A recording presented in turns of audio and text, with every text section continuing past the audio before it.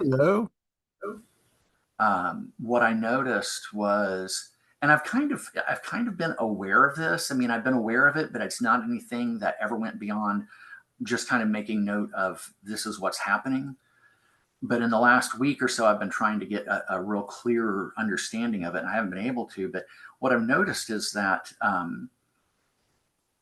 and this is something that goes back to childhood. I can remember this kind of thing, even though I didn't understand it at the time. But I can remember the basic the basic emotional experience or psychological experience, or I'm not sure how to describe it, that there's this need for other people to be okay in order for me to be okay. If other Mhm. people are upset or unhappy or whatever, even if it has nothing to do with me, Yeah. still I find that I am troubled because of where they're at. And I mean, obviously that's going to be problematic. That's Yeah. going to make things more difficult than need be. But for the life of me, I can't figure out what is underneath that. I've been looking at it, and I just nothing comes up. It might not be something where you have to find the root source of it, but I'm Hmm. curious. So I can relate in that I used to have that thing where it was like if if somebody around in the family was sick or something, I couldn't enjoy a holiday because they're not fully, themselves to enjoy it.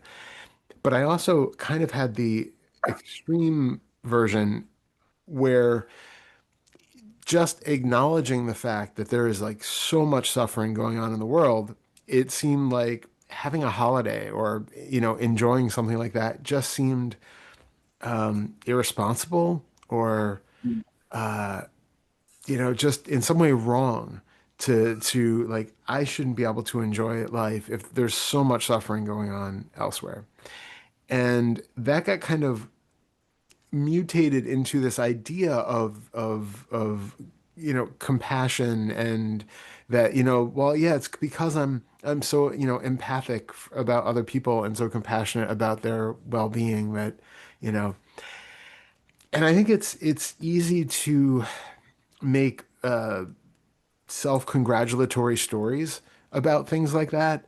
It makes me feel good that I care so much about other people that I can't enjoy myself. But in doing that, we might actually be covering up something else which is more useful for us to look into. Maybe for some people, they are actually just so deeply connected with other people. But I think we could all do well to look inwards and find out, okay, so we don't have to find that root cause of why I need other people to be okay for me to be happy or okay. It might have been something that goes beyond, it was just before too early in life for you to have any concept of why it is the way that it is. You just acknowledge the fact that I feel uneasy when other people are not okay. So taking that as your premise, then we can start with in exactly what way do you feel uneasy or do you is it not okay when other people around you are not okay? Like how do you know that you are not okay unless other people around you are okay? How does it manifest for you? Um, Two most noticeable things are one, just being ill at ease, Mhm. which oftentimes shows up as a restlessness. But the most notable thing or noticeable thing is that I, although I was refraining from it as much as possible, trying to stay out of this. In the past, though, I would be pretty relentless in terms of my doing things to try to get the other person to snap out of it, Mhm. and that can show up in a lot of different ways. But of course, the doing to try to fix the situation to make them snap out of it is really often just very, uh, what's the word I'm looking for? Self-serving. Self-serving. Yeah, thank you. It's just to make me feel better that, Yeah, I'm absolutely. uneasy because you're uneasy. So you got to fix yourself or I got to fix you or something because otherwise I can't handle this. So, Mhm. a couple things to look into in that kind of a situation. What is it that they are doing that gives you the impression that they're not okay? Is there one particular unique pattern of behavior that makes you feel uneasy, or is it anything? It's just about anything. I mean, anything that indicates that that person is unhappy in some sort of emotional or mental state that is, um, boy, they all just sound like they have some kind of judgment built in, Mhm. but that is unhappy or negative, or um, I guess that's it. You know, I don't know Yeah. how else to describe it. And like you said, it's not even if they are like it doesn't necessarily have anything to do with you, but Mhm. is it simply seeing them being mopey and ill at ease, or is it that they have to be saying something or behaving a certain way? What evidence do you need that they are not happy for you to feel that unease? Boy, anything that's a clear indicator, but usually it's how they're speaking, or that they're not speaking. Maybe they're quieter than usual. Um, uh, the interaction between us will change. Um, uh, it's hard to say because some of it is, especially in the case of Susanna, because we've lived together for so long, and um, we have whatever kind of, there's something about the nature of our connection that um, we read each other and can pick Mhm. up on things, and a lot of that is just down to things that are um, unbelievably subtle. Yeah. Yeah. But also, people who tend to be able to pick up on the subtle things like that and who tend to be more empathetic and that sort of thing often had these pasts where they had to learn how to read a room, where they had to learn how to manage people in order for them to survive, right? Like Yeah. you had a situation growing up in where you had to be very aware of what was going on in the family dynamics, what you had to do to kind of fix the situations or remove yourself from situations or whatever it was in order for you to be safe. And it primes us to continue reading rooms like that, to really be engaged with, well, what is happening here? And what it really brings us down to is we feel unsafe in that situation. If Huh. Susanna's unhappy or and something is, somebody is seems to be a little bit off, you feel a sense of unsafety, that there's something wrong here, right? Your need to Hmm. fix them, to put things back to normal is because that unease that you have has a thread of unsafety in it. Yeah. Well, and my earliest memories of that, going back to when I was probably right around the time I started grade school, maybe even before then, that either or both of my parents being in a state, um, especially when both of them were in that state, and then that led to conflict between the two of them, um, was that's how that was interpreted as a Mhm. kid. I didn't know it at the time, but looking back on it, I can reflect on it and see that that was the case. Is when that was the state of affairs with them, I felt unsafe because if the two people who were responsible for everything, and including me, um, weren't well, you know, that there are various things that happened over the years that were indicators that there might be something coming. Yeah, You know, exactly.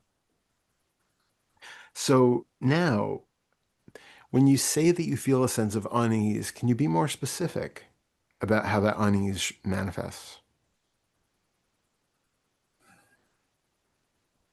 um, there's this subtle, maybe sometimes not so subtle, but a lot of times it's fairly subtle sense of being uncomfortable. Being not being comfortable in my own skin. This internal sense of not okay. Hmm. Um, And oftentimes that gets expressed as restlessness. And like I said to you already, Yep. that then it turns into this very overt effort to try to change how the other person's feeling. Yeah. Yeah. Yeah. And again, the effort to change them is the reaction. And so what we really need to pay attention to is not so much that side of thing as what happens on the nearer side of the gap. What happens in that feeling of restlessness and before. You know, again, restlessness is like a feeling of I don't want to be with whatever's here right now because whatever's here Mm-hmm. is uncomfortable. So being very, very clear on the signals that are being shown as what we're whatever the initial signals are that the body is throwing up, those are being interpreted as being negative, uneasy, something that I don't really want to sit with. This isn't comfortable. So we want to be very clear on what the sensations are, what those original signals are that are the body is giving in, and then also being aware of any sort of secondary analyses of it. Meaning, like when I feel this sensation, it usually gets interpreted as fear. Or when I feel this sensation, it gets interpreted as shame. Something where there's like an emotional correlate to it, something that we would say this relates to that, whether we're overtly experiencing a fear situation or not.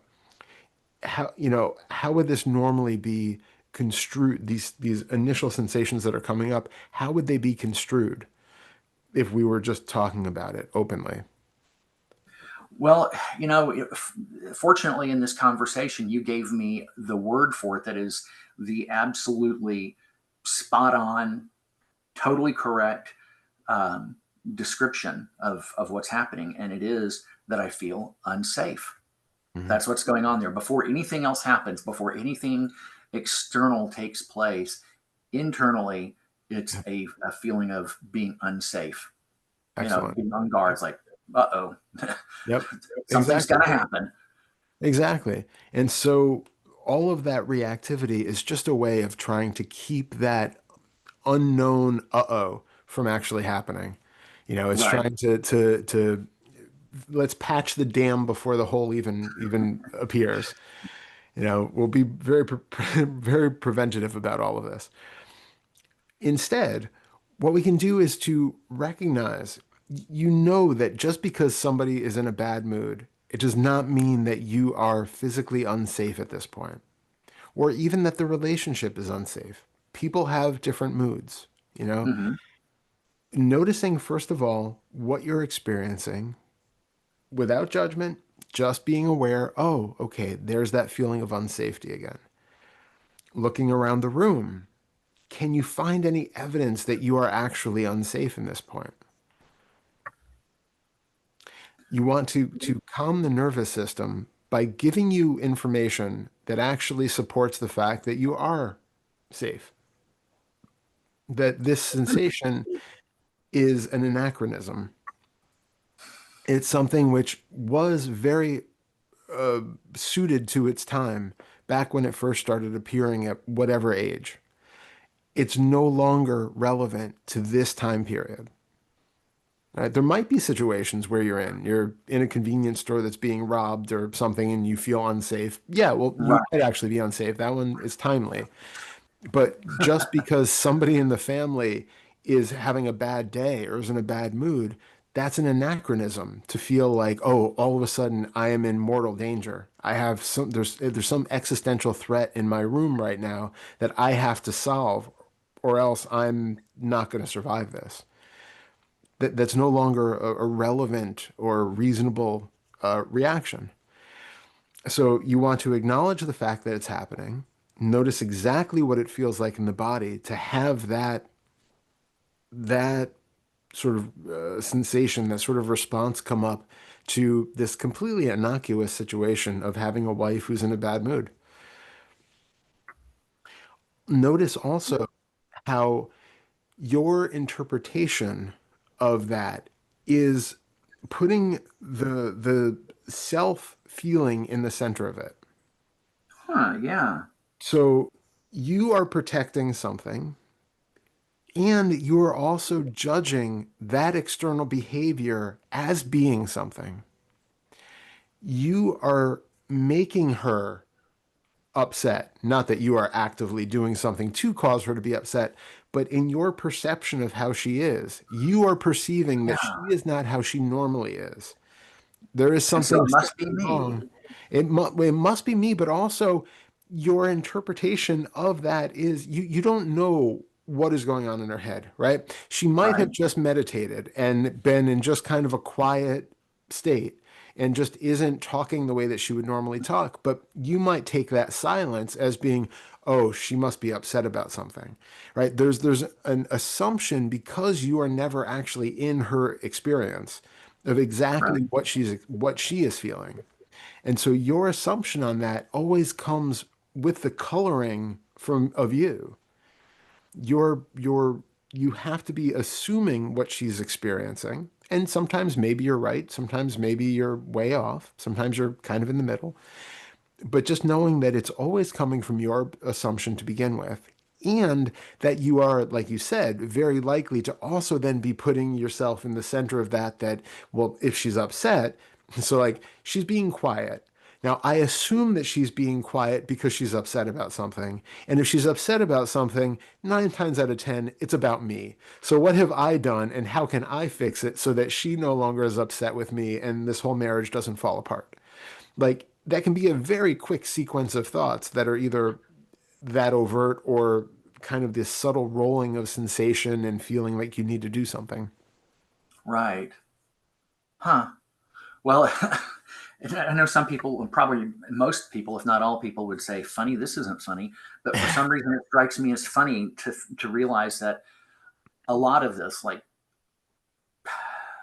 more than 50% of it, although there are other things that happened over the course of those years as a child that contribute to it, but a lot of it came down to um, when my mom, not my dad, Mm, but when my mom got into a bad mood or was upset, the odds that doing something would wind up getting you spanked mm, increased significantly. And just to kind of demonstrate what I'm talking about or clarify it or illustrate it, is we were going somewhere, my mom and my younger sister and I, and we were on the highway going to wherever we were trying to get to, and I was hassling my sister. I mean, just bugging her, just being a pain in the yeah. ass. You know, I Yeah. mean, I hadn't hit her or anything like that. Yeah.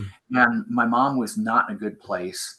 And finally, she got so totally fed up with me, she pulled over to the shoulder, came to the back, and took the book I had. I had this big hardbound book that, Yeah.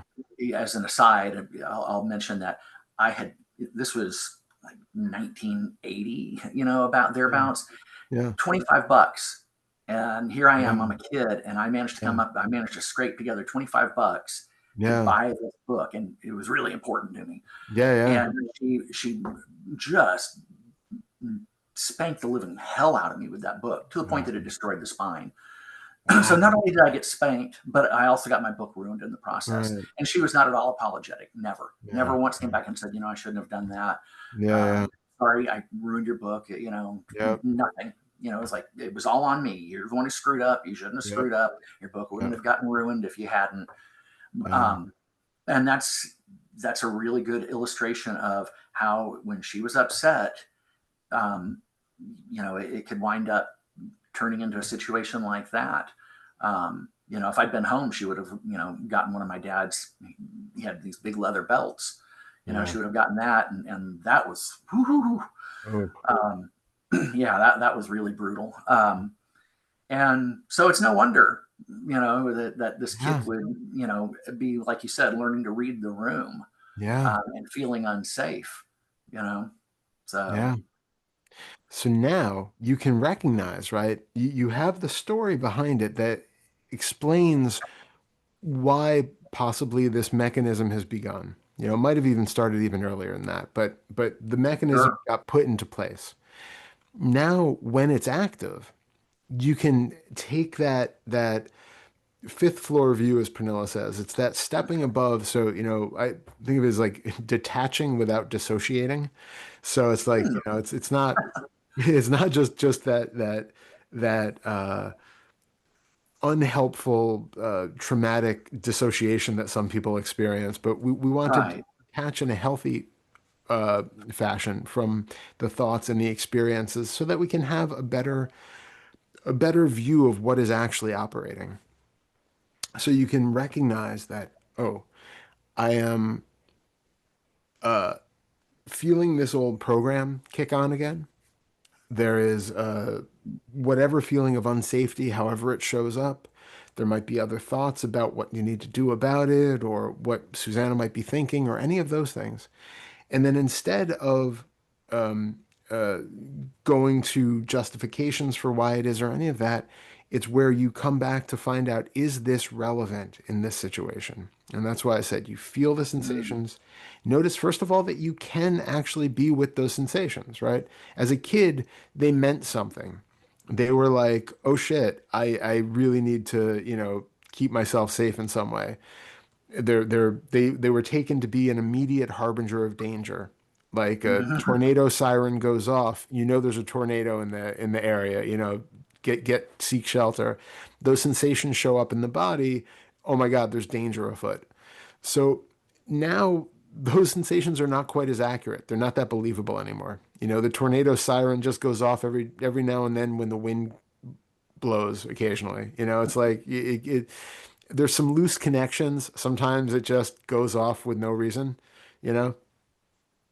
So instead of immediately assuming that because you feel unsafe, that you actually are unsafe, you want to question that. So you feel what's there, recognize that you can be with it even at its most blaring and loud of an alarm siren, as unsafe as you can possibly feel.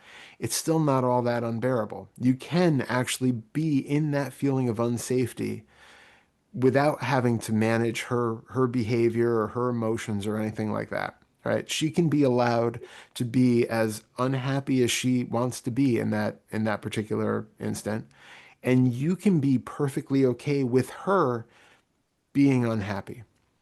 Right. That's the first thing. Noticing that, checking in and going, am I actually in danger here? Really reinforcing to yourself over and over again that you are not in danger just because this sensation is here, just because she may or may not be unhappy, but because you're interpreting her behavior as being out of the norm, or that you're interpreting her behavior as being something that you would consider to be some indication of her unhappiness. Just note that this is an interpretation. Even if she says that she's unhappy, does her unhappiness lead to some sort of imminent danger? She's not going to spank you. She's not going to beat you, right? She's not going to throw you out of the house because she's having a bad day.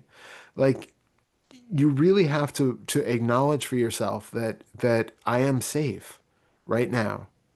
Checking with the sensations, recognize that you are safe. Take some deep breaths. Put your hand on your chest. Do things that whatever will show you that you are safe, cared for, and calm the nervous system. Because effectively, what we're talking about here is a nervous system response. It's a trauma Yeah. response. It's not Hmm. personal. It's not the Darrell who really is problematic and really needs to manage other people so that they don't kick him out of their life or any of that. This is an impersonal response. Again, it's a tornado alarm that the siren just got stuck. It's been on. It's been used so many times that it's got like a hair trigger of a thing, and it's just it's not an effective harbinger or warning of whether there actually is a tornado imminent or not. And it's a purely biological reaction that you're experiencing, so we Hmm. can treat it as a purely biological reaction. If you walk through a patch of poison ivy and you broke out, you wouldn't think that it's because there's some, traumatic experience that you have to get into deep contact with about why you have this allergy to poison ivy. Like, you just have a natural allergy to poison ivy. You break out in a rash. It's what happens. So we do something to calm the body, put calamine lotion on or whatever you do with poison ivy, and let it, sit with the sensation, sit with the itch. You don't have to scratch, just be with it. Same sort of idea. And just wait until the thing plays out and you calm down the body and let it know it's okay. It's okay to react to poison ivy. It's okay. It's okay to react to the somebody being in a bad mood. It's okay. I'm still safe. It's okay. Having that level of calm in the body calms the very thing which is giving you the signal that something Huh. is. The more you do that, the more we're basically reconditioning the system so that it's Right. less likely to respond in that same anachronistic, unhelpful way as it used to be. You don't need to fix other people for you to feel okay, but your body has to learn that fact. Hmm. It hasn't learned that you can be perfectly okay in a room full of people who are not. Um, you know, a couple of things about that. Um, First of all, um, it's interesting that you and I talking, it was possible to find out what was at work there, Mm, because maybe I needed to spend more time on it. Maybe I wasn't able to stay focused, because that's sometimes the difficulty is, something comes up, I'm aware of it, and if I'm able to, then I'll stop and I'll go somewhere and try to work with it on my own. But you know the mind will wander, and yeah, of course. especially if something's happened that has been upsetting or disturbing, then the mind is even more prone to wander, and so it Yeah. can be hard to stay focused on that. um, so I don't know. I don't know why it is, but it's something I've noticed that um, there are times when something will come up and I'm not able to really effectively um, get clear on what's happening or what's Mm, underneath it. Um, and then you and I will talk about it, and then the whole thing becomes yeah, clear. And amazing. um, it often feels like trying to inquire into things on my own is hard to do or ineffective, and that's not always true, because there was and I can't remember the particulars of it, but a few days ago there was something related to what we were just talking about, and I went Mhm. and spent some time looking into what was going on there, and was able to get clear on some things, and did use the affirmations, did some reparenting, and that was really great Yeah, to be nice. able to do that, to be able to have enough understanding, and I guess a little bit of skill to be able to do that for myself. Yeah. And this could be misunderstood. I don't think it will be, but just in case, it's not. I mean, I will be eternally grateful for all the help that I have gotten from you. Yet at the same time, there's a part of me that really desires a um, self sufficiency, Yeah, so that if I'm on my own, like, in between sessions, that I'm not just stuck, you exactly. know? That's And exactly what we're looking for is I try to reinforce that with everybody who I work with too, is that it's really all about getting the tools to be as self-sufficient as possible with this stuff. You really want to just learn the skills and everybody, I always say too, like every therapist needs to also see a therapist, like they need their own thing. And guides should always have their own guides too. So it's not that there is a lot of help that we can get from talking with other people about this stuff because they can see blind spots that we have that we just have no access to. And it can be easier for other people to see that because they're not as identified with and close to a certain issue as we are. So for some of us, it's just really, really helpful. I mean, for all of us, I should say, it's really, really helpful because we all have something which we cannot see, but other people very clearly can. And it's helpful to have that. But at the same time, we want to be able to really have that capacity and the tools and the ability to do it so that 90 some percent of it we're doing on our own. Every now and then, somebody else can be of use to kind of point something out to us that we can't see. That's exactly where I'm at with it. And I'll go through your videos, um, and I'll go through other videos by other people. I'll go through books like Andrew DeLillo has a chapter in his book about inquiry, and it's helpful, but it, it's helpful. I'll just leave it there.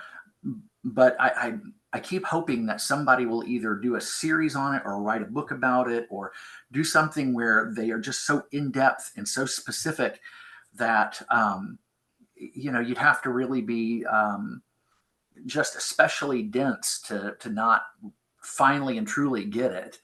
You I'm, know, I'm working on that. I'm in the middle of writing a book right now, which hopefully maybe we'll be able to do that for people, fingers crossed.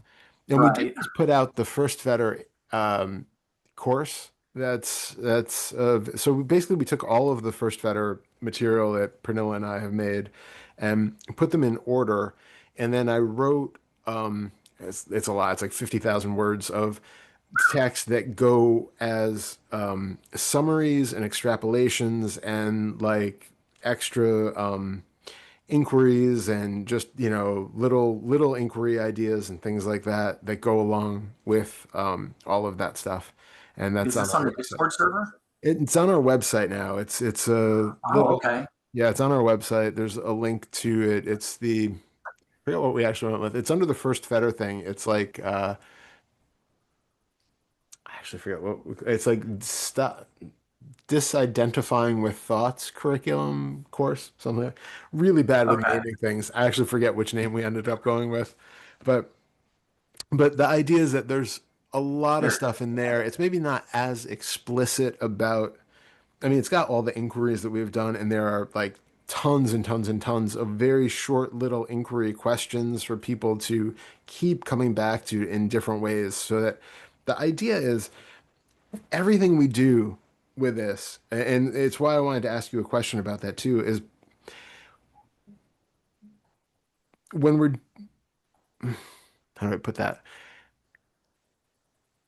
Let me ask the question first. So when you Okay. said like you were having a hard time doing the, getting to the bottom of this, when you go into investigating something, is it because you have a specific outcome that you're looking for? Like, did you go into Hmm. this looking like, I want to find the root of why I need other people to be okay for me to feel okay? Yeah. Yeah. That's pretty Yeah. much exactly it. Okay. I would not do that. Okay. All right. Fair enough. Because it's setting you up to look for a specific cause which might not be relevant to you. There's an idea that I need to know why a thing was the way that it was in order for me to be able to handle it. But it's basically our conscious mind, which is not really dealing with any of this at all, right? At best, we could say maybe the subconscious mind is really what's doing most of this work. From that standpoint, it doesn't really matter whether the conscious mind is in on the joke or not, whether it's aware of the reason why the behavior is happening or not. It's like intellectually satisfying in a way, but only to that conscious experience.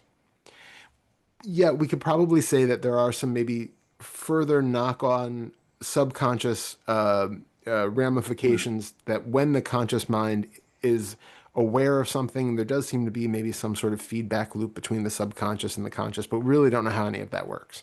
So at this point, I think what's really important to remember is that as intellectually satisfying as it is to know the root of what I can say feels like the reason why something is the way that it is. For instance, the story that when you were a kid, if you weren't reading the room, there was a potential of spankings or uh, other misadventures that would befall you in some way, right? Right. That feels good to us to have a reason. It's like reading a mystery novel and not finding out who did it at the end. It feels deeply unsatisfying, right? We want to know that there was a killer and we know who it is and we know the reason why they did what they did. We can't have it ambiguous because if we know this person killed the person, but we still have no idea why, it is deeply unsatisfying to us, right? We want that intellectual understanding so that I can come to terms with why the world works the way it does. And it's the same with that kind of need that like it's not just okay that my body responds in certain situations.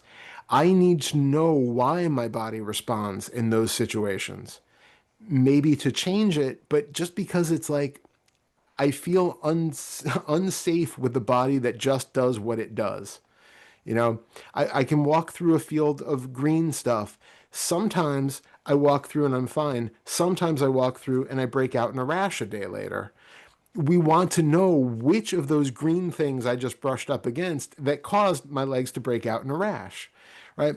There's like there's a usability to that one that maybe Hmm. there isn't quite as much in the psychological side of things, but it still comes to that same sort of need that we have in us, that intellectual need to have some sort of resolution or understanding.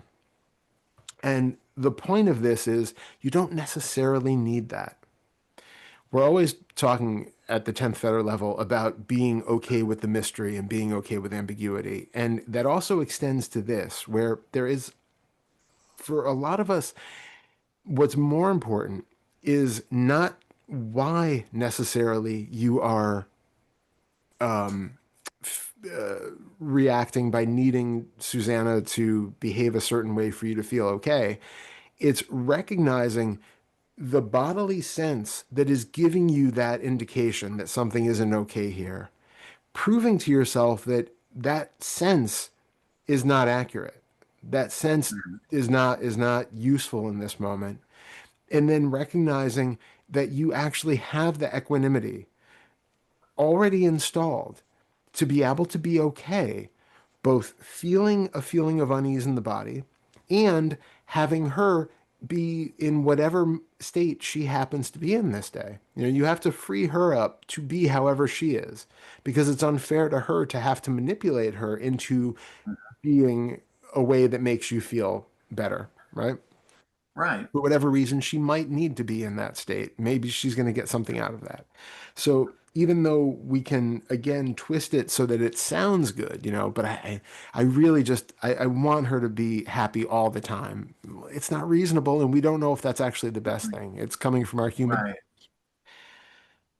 So the when you're going to do an inquiry in that regard, so you're in a situation and it's like, I don't know why I feel so uncomfortable when she is being quiet or when she is seems to be in sad or down. Instead of going, why do I feel like this? Why do I feel like this? Just feel what you're feeling and walk through all those steps that we talked about to acknowledge the fact that this is just how you are feeling right now. It doesn't actually matter why or what historic root it had. Again, it might be intellectually giving you a feeling of resolution, but if it doesn't change the actual ability to be with whatever is showing up, then it's not really of any use. You know, if you Right. know that you freak out every time that you're in a certain situation because something happened when you were 5, it doesn't stop you from freaking out in that situation. Not until you start to retrain everything to recognize that this is not the situation that I was in when I was 5. This is not a dangerous situation.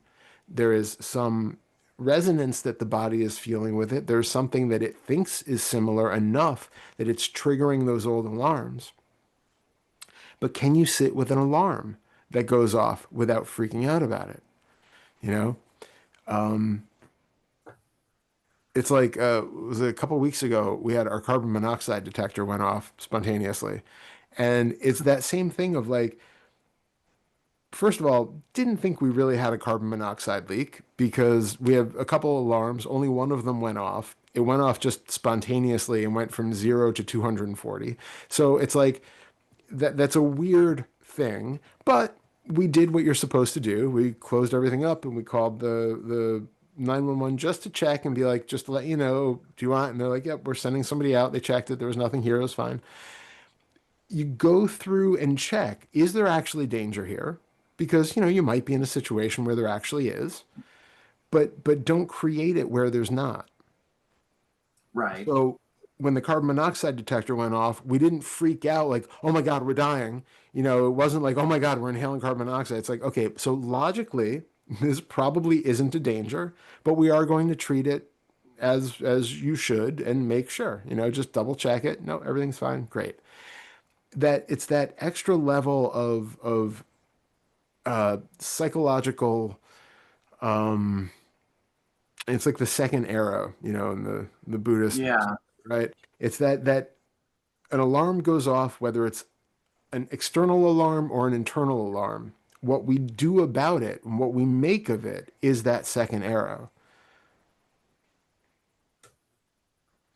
Okay. So really proving to yourself that there is no danger in the room and that you are okay sitting with an alarm just shrieking at the top of its lungs for hours and that you don't have to do anything to change the external situation to stop that malfunctioning alarm from going off. You can calm the body, which will effectively turn it, dial down that alarm because that's all that it is. But I guess I would say there are two sides to it. We're working with the equanimity aspect of just being able to be with any sensation in the body. It might be an, feeling of unsafety, or it might be physical injury, it might be physical pain, like being able to actually sit with that. Those are things which work out our equanimity muscles. But then on the other side of it, it's also okay to calm the body and to retrain it for these trauma-based situations that you don't have to react in that same way that you have always reacted in vaguely related situations. Okay. Does that make sense? Yeah, it does. I was going to ask you, are those, you said going through the steps, and were those the steps, or was there some, were those something else? No, it was like what we talked about with checking in with the body, checking with the external situation, those things that we kind of enumerated before. Okay. All right. Well, it's on the video. I can go back and find Yeah. it. So, um, But it's important to, when we're doing any kind of inquiry like that, to not necessarily have the goal in mind, because then it feels like you're looking for something and, well, I can't find it. It's because it's too specific of an assumption about what you're supposed to find. We want you to be fully with whatever is here in that situation. so we need to go into these sorts of when we're inquiring, we need to go into it in a way that is more open ended rather than having a specific target or outcome. Yeah. Okay. Yeah, I mean, if you wanted like a targeted outcome, you go to a hypnotherapist and they're going to put you under and then you find out exactly what it is. You might have just made it up. I mean, it's also possible that, the mind just confabulated the whole thing, but Right. you'll get an answer that is intellectually satisfying. That's Okay. really not the helpful part of this kind of inquiry. This is more about being absolutely present with what's here. What is keeping you, if anything, from being fully present with what's here? Is this a relevant thing in this situation? And noting whatever changes in your experience as you're investigating these things. So Ah. if you notice that, oh, I can actually sit with whatever this feeling of unease is, however it shows up in the body, how does that actually affect that feeling of unease? Sometimes our lack of resistance to it completely defangs the thing, it just takes all the bite out of it because Yeah. most of the bite was coming from the resistance to feeling that unsafety to begin with. Well, it's like how when I go to sit with some sort of sensation that feels intensely uncomfortable, and some oftentimes activates that sense of threat. Mm. Then when I stop, close my eyes, and really feel into it and get into that feeling, there's almost nothing there. Exactly. Exactly. It's mostly resistance that we're actually feeling when we don't, when we experience something uncomfortable that we don't want to feel. It's like 90% of what we're not wanting to feel is the resistance to that little nugget of whatever that was there. I've wondered what that was about. That never occurred to me that it was just the resistance that I was feeling, because Yeah. that's always been really perplexing. That even though I've had the experience many times now, just the other day as all this was going on, I did that very thing and stopped and just experienced it, and there's almost nothing here, and Well, it has not ceased to be perplexing that that's the case. exactly. And that's I always love. I reference it all the time because I think it's just brilliant. Shinzen Young has that mathematical formula. Uh, Oh yeah, Suffering uh, equals pain times pain. resistance. Yeah, Yeah. it's funny. I quoted that to Susanna here in the last week or so. Oh, that's amazing. She And hadn't heard it before, which surprised me because she yeah. went through a Shenzhen phase a few years ago.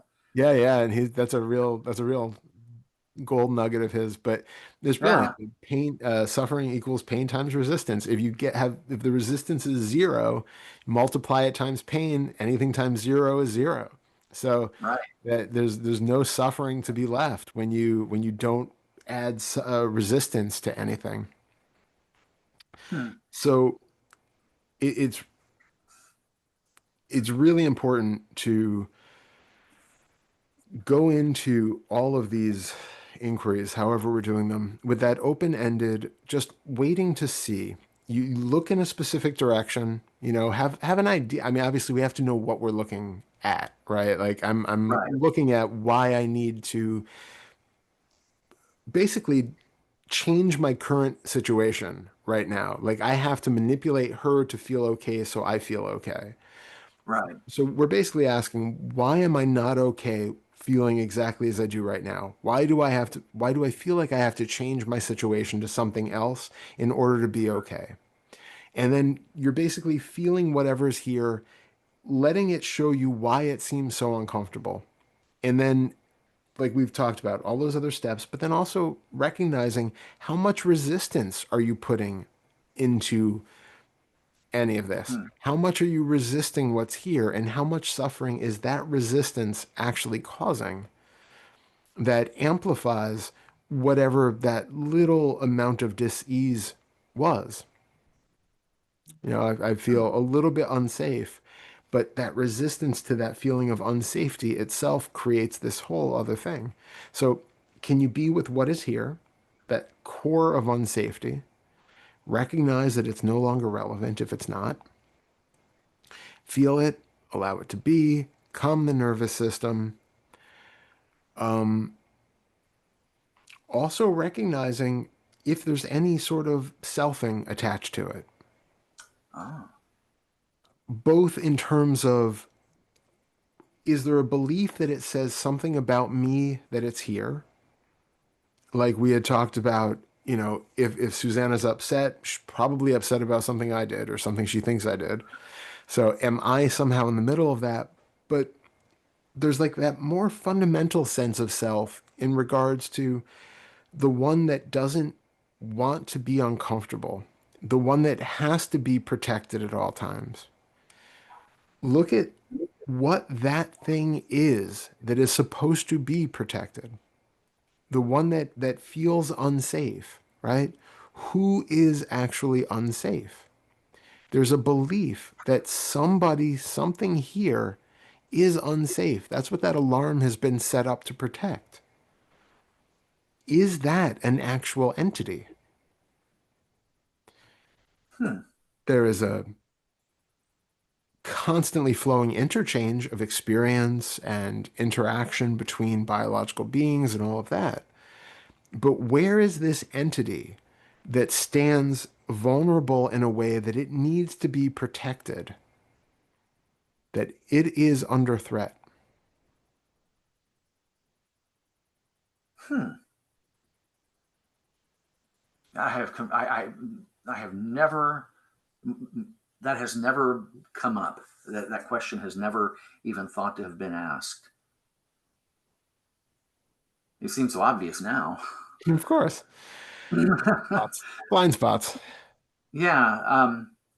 Huh. I'm just kind of letting that sink in. Yeah, please. Um, wow. That seems like that's always going to be a question that needs to be asked, though, because that seems like, well, maybe, I mean, maybe that's something that changes further down the line, but right now it seems like that question is going to keep coming up for a Mhm. while, Yeah. or will need to come up. That's something that needs to be asked.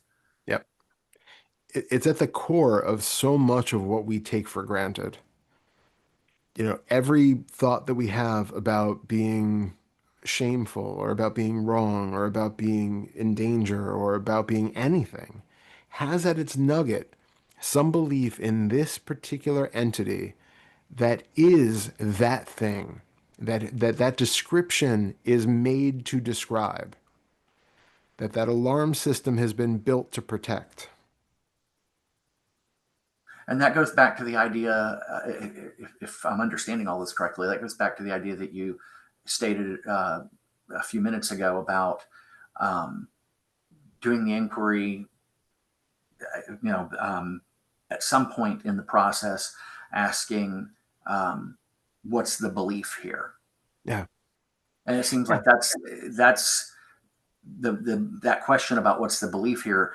It seems like that's, I hate to say always, kind Mhm. of wary of that word, at least in this case. But it seems like that's always going to be the case. That it's always going to point back to um, this idea that there's someone experiencing. I mean, I don't know. Again, maybe down the line that changes, but it seems like even if you've been doing this 30 or 40 years, that it's always going to be there, even if it's just unbelievably subtle. It does get more and more, we can see it in more and more subtle guises, or as like a more and more subtle kind of flavor of something that's there, because we really want to be clear.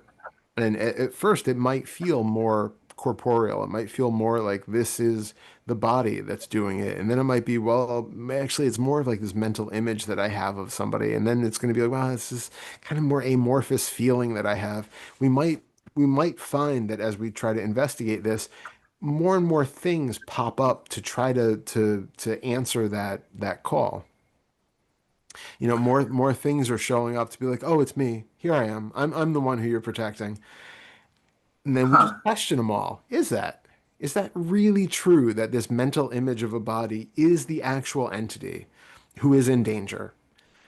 When when my wife is upset at me, that mental image is actually at threat. Like she is going to harm that mental image. Does that even make sense? No. But this is the thing that the mind might pop up, and it just has that feeling of like, unless we investigate it, yeah, okay, I guess that must be me.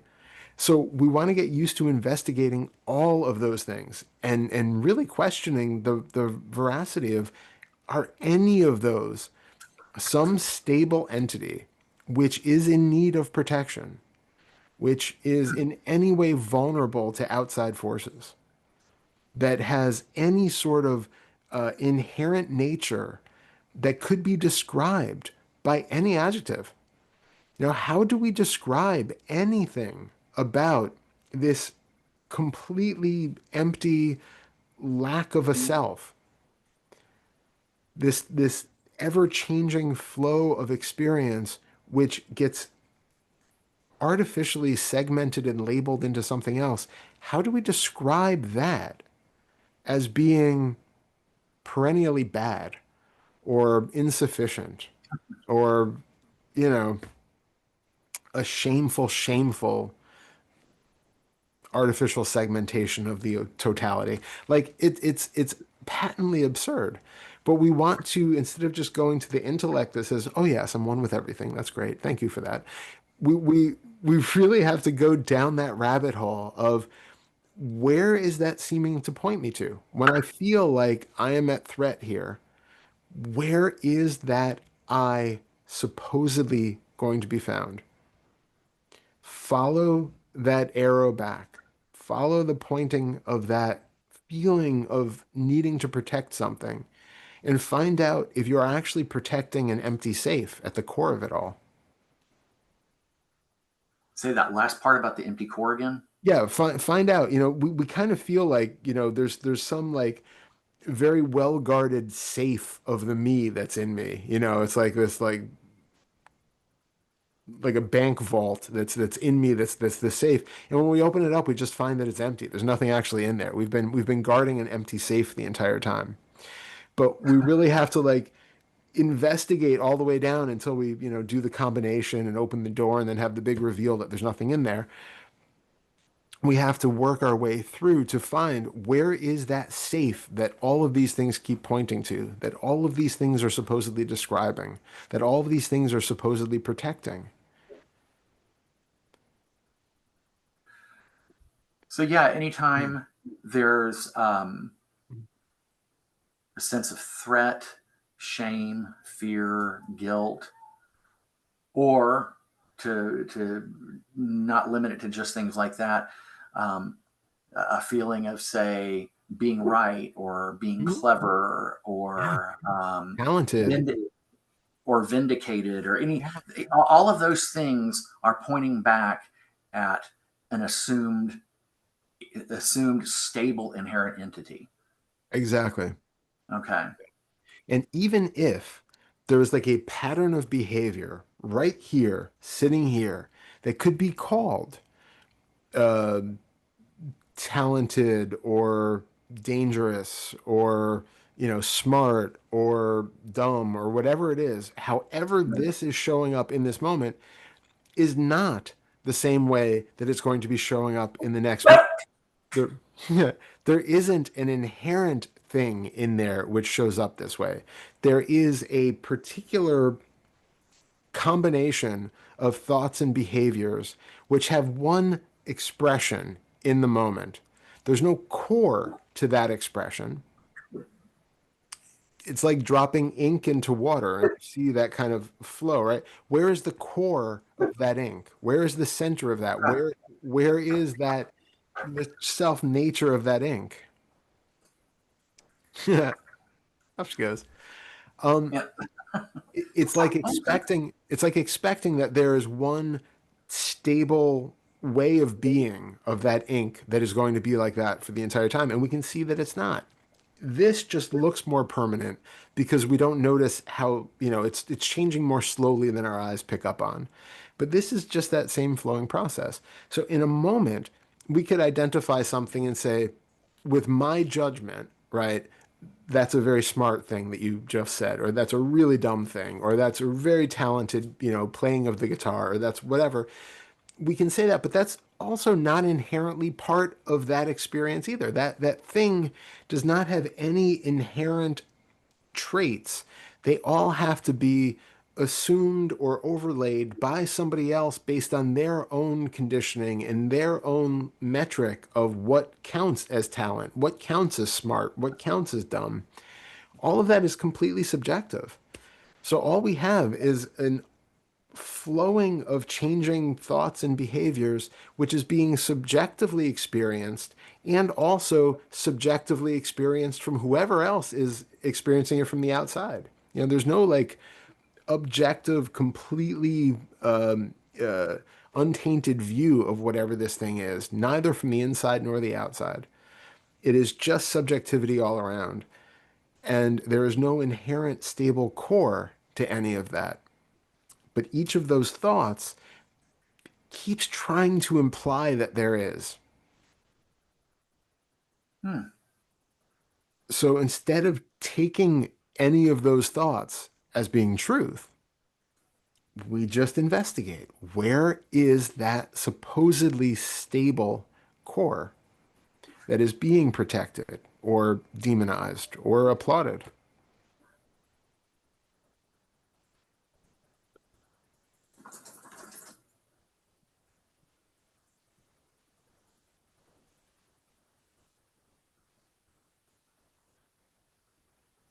Okay.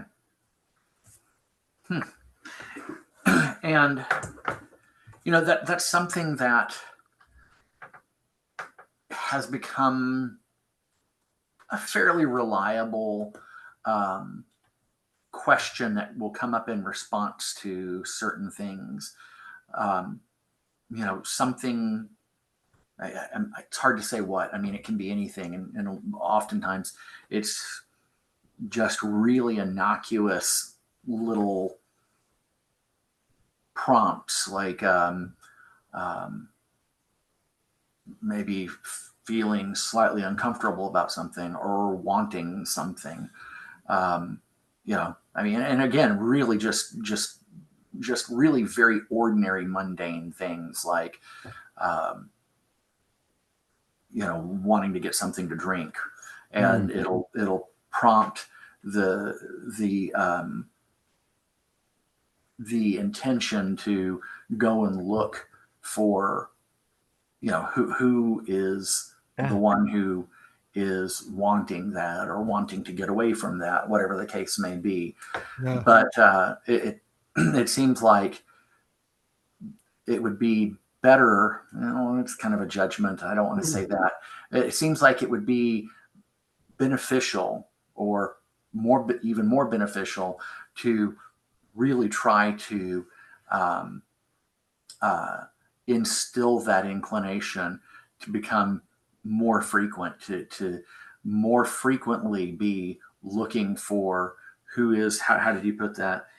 Where is that supposedly stable core Mm, that contains the entity that is wanting that or not wanting that or is inclined to yeah. do that, whatever the case may be. Yeah. Yeah.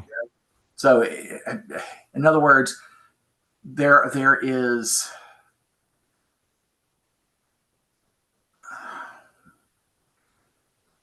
any way I can think to say this. It puts an implication on it that um, I'm not real crazy about, because it's this Mhm. idea of getting something, but the fruits of the practice are there. The fruits of the practice will become um, great. There will be greater fruits of the practice if one is really looking into that more frequently. Absolutely. Yeah. So, and that's the thing, is it has gotten kind of tricky, because prior to that one infamous day in July where there was that aha moment, Yeah. prior to that there was a lot of drive, and Yeah. then after that there's still a drive, but that drive got altered, Yeah. and Yeah. that's kind of frustrating, because and I realize talking about this in any way is problematic. I So I know. don't know how to say it in the right way, but there is that inclination, that tendency, that drive has relaxed a lot since that day, Yeah. and there's still more of the path to be to try. There's more of Yeah. the path to be trod, Yeah. but now it seems like there's been relaxing with regards to moving down that path. Which is also, oh, we get a lot of feedback all of a sudden. I don't know where that's coming from. That's Hmm. weird. Did you hear that? No, I didn't That's at what all. I hear myself every time I talk. I hear it coming through again. Odd. Oh, okay, yeah, that's I'm not hearing that over here. Okay. Um, I think it's also important though to have that humility to recognize that we don't know what you need at this point. We have the idea that like keeping the pedal to the metal the whole time is what's going to be helpful, but it might not. It might be that having that relaxed attitude now, or more of a relaxed attitude now, is actually going to be more beneficial, at least for a while. Especially because you Okay, also have a lot of other stuff going on in the house, that yeah, there can be times when really being like, centered and motivated is extremely important, and then other times when it's just less so. I don't think it's a completely linear process in that regard either. mm, So just being okay with, all right, right now, for whatever reason, this is the level of attention and energy that I have towards it and motivation that I have towards it. I'm going to put that level of attention towards it and then see as things unfold. Yeah, so I would say as a caveat to that, if you happen to notice that some of the lack of motivation or energy towards it is in any way some either resistance or fear or anything like that, that's useful to look into. I do suspect with you it's probably less so, but I feel like I need to say it for anybody who's watching this. Sure. But finding out why exactly, and again, it's that stupid word why, but why exactly do you feel that lack of motivation? And again, this isn't to come and find like a logical, reasonable explanation for it, but to feel into the experience of how does this feel different than it used to? Why do I assume that this is a bad thing, that it feels different in this way than it used to? Or at least to my memory of how it used to be, because obviously we can't go back and directly do a one-to-one comparison. Right. But based on what I remember my drive towards awakening feeling or drive towards inquiry feeling, how was that different? Take note of what thoughts might have been different. Right? Were you active then because there was this real feeling of desperation, like I have to get this. There is something, Uh, there's really something there that I need for some reason. And you might have had any number of different reasons for it. But then notice now, are those reasons still relevant? You was it that in a sense, it can be like people who have like their drive is to become financially successful, become the CEO of a company, do all of that, and they do all of that, and by the time they're in their 40s, they're like, "Oh, well, this sucks. This wasn't what I bargained for. This is not at all what I thought it was. Now that I've gotten the thing, it's not what it was." And then they leave, live in the woods or something, or they, start a completely different career because all of a sudden those thoughts that made the life of being a financially successful CEO so enticing are no longer there anymore. They don't have the drive. They've realized that those thoughts were actually wrong. They did not bring the level of happiness and hmm. peace and enjoyment that they expected. So now they're on to something different. Notice if the thoughts that you had that were saying, I need awakening because that's going to be the thing that's going to make me happy, or it's going to be the thing that's going to fix me, or that I'm finally going to feel okay about myself, or whatever the driving thoughts were, are those thoughts different now? Are there different thoughts that are not making it seem like quite as enticing of a thing for whatever reason? Maybe you feel better about yourself and you don't need that extra feeling of that's going to fix me and make me feel okay.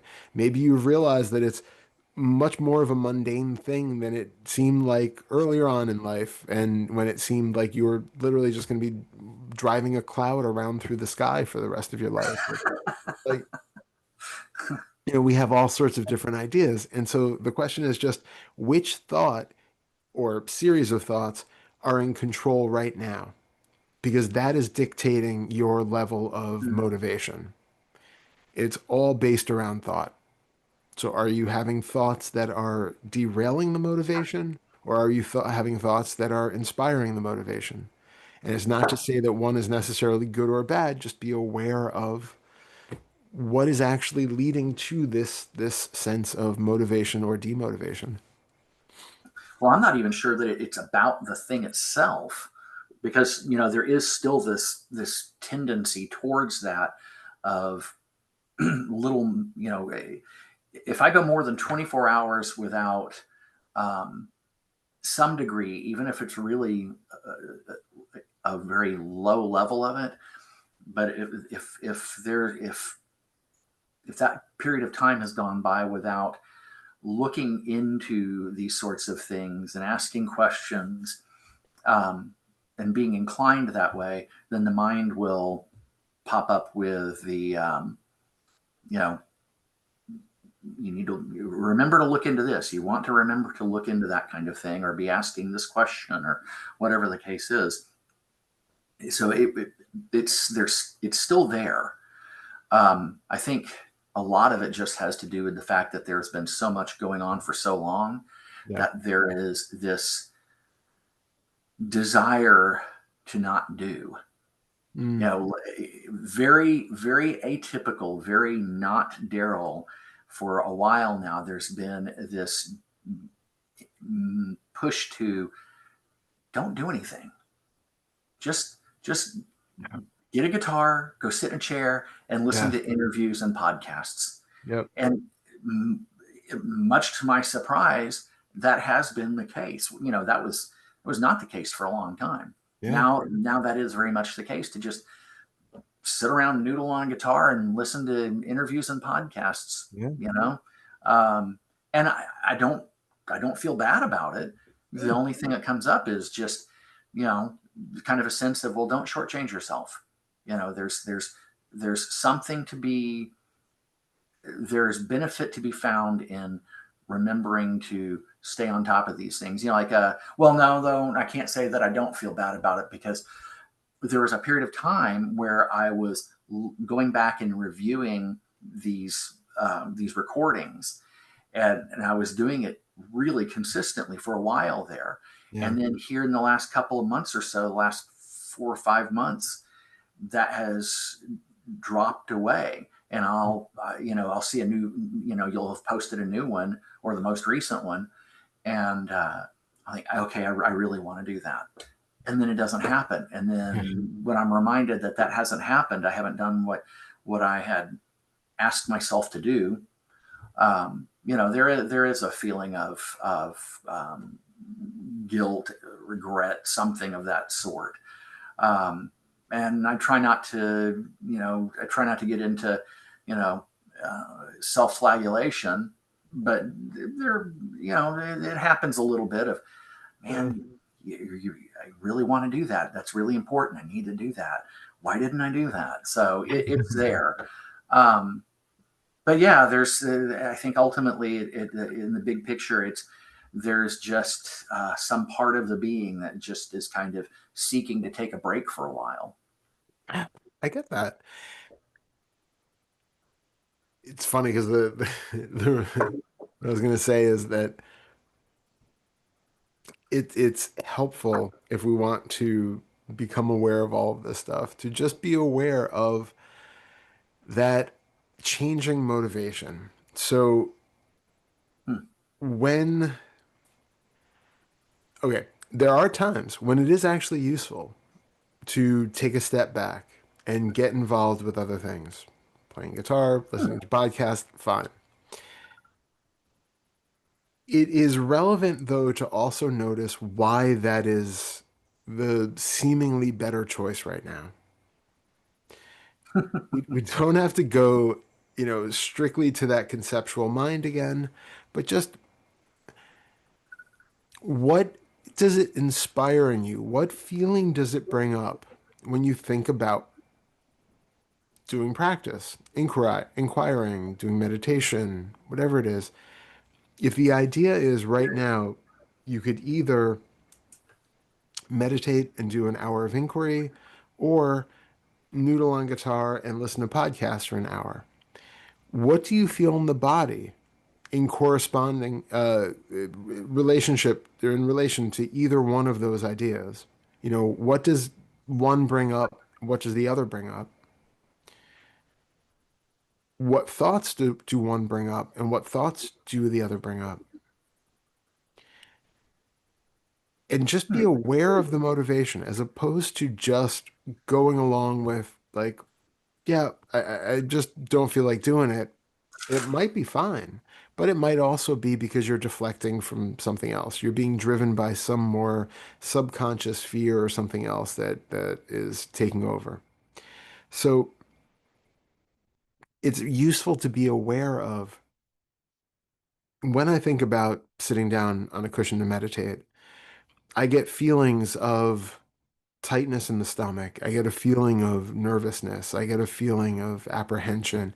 I just get this feeling of, like, low energy and it's just not interested. But when I get the feeling about sitting and playing guitar and listening to a podcast, I get, enlivened. I feel energized. I feel more open and easy and all of that. Okay, so that's a good chance that maybe you want to go towards the guitar today. But be aware of what is driving that choice.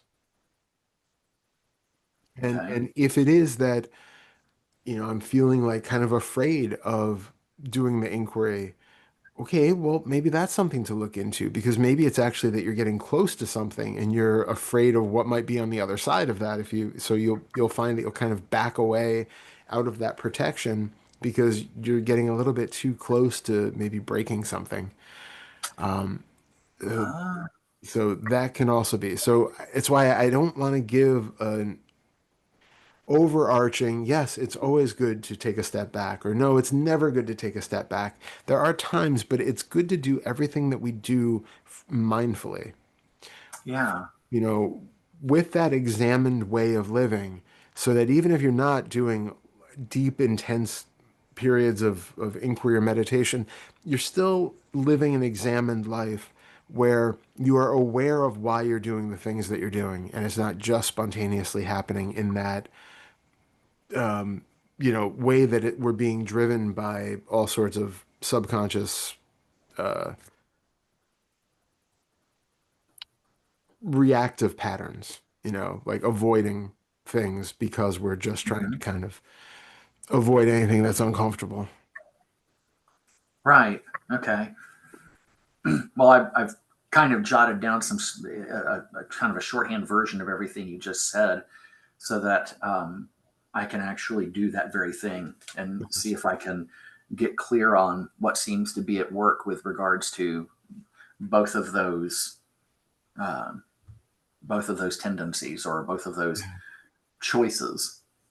Yeah. Like I said, I So, mean, recently you've had so much going on in the house that I can see it takes a lot of energy doing inquiry and meditation and stuff, even though we're ironically sitting not doing anything. It's very energetic and the whole body mind system might just need to relax and it might need to recharge by noodling on guitar and listening to podcasts. So I'm not saying that that's a bad thing, but just be aware of right. why, what it is in that moment because it might be different today than it is tomorrow than it is the next day. Oh, okay. So don't just look once. Keep looking. Exactly. Like every time you're about to do it, it's just like, okay, so what is driving this decision now? Doesn't mean that it's the way that it's always going to be. It's just the way that it means it is right now in this one particular instance. Okay. And so you sit down, you start playing guitar, all of a sudden you're not into it. Now just be aware of that. Like, oh yeah, this actually doesn't hit the spot that it once did. Let's check in again. Why am I doing this now if it doesn't even feel particularly satisfying or relaxing or anything? What is it that is actually, being called for? Was I just picking up the guitar as a way to deflect from doing something that I really didn't want to do? Mm, You can go down that road. So it's not that we have to have like a, you know, real deep goal for something in mind. Um, it's not that we have to have that egoically driven path, but it's helpful to be mindful about why we're actually doing those things that we're doing. okay. Well, before we Yeah. I want to make sure we cover this before we get to the Yeah. point where we need to wrap up. You said something earlier about how this was all. Oh, I wish I could remember how you said it. Something about how it's all based in thought, Mm. and that's a perfect tie-in to this, Nice. which are all of your email responses of the last week or so to the whole question of thought. Yeah. And let me see. I wish I'd gone through and actually highlighted some things so that I could really zero in on stuff. But let me see. Hang on a sec.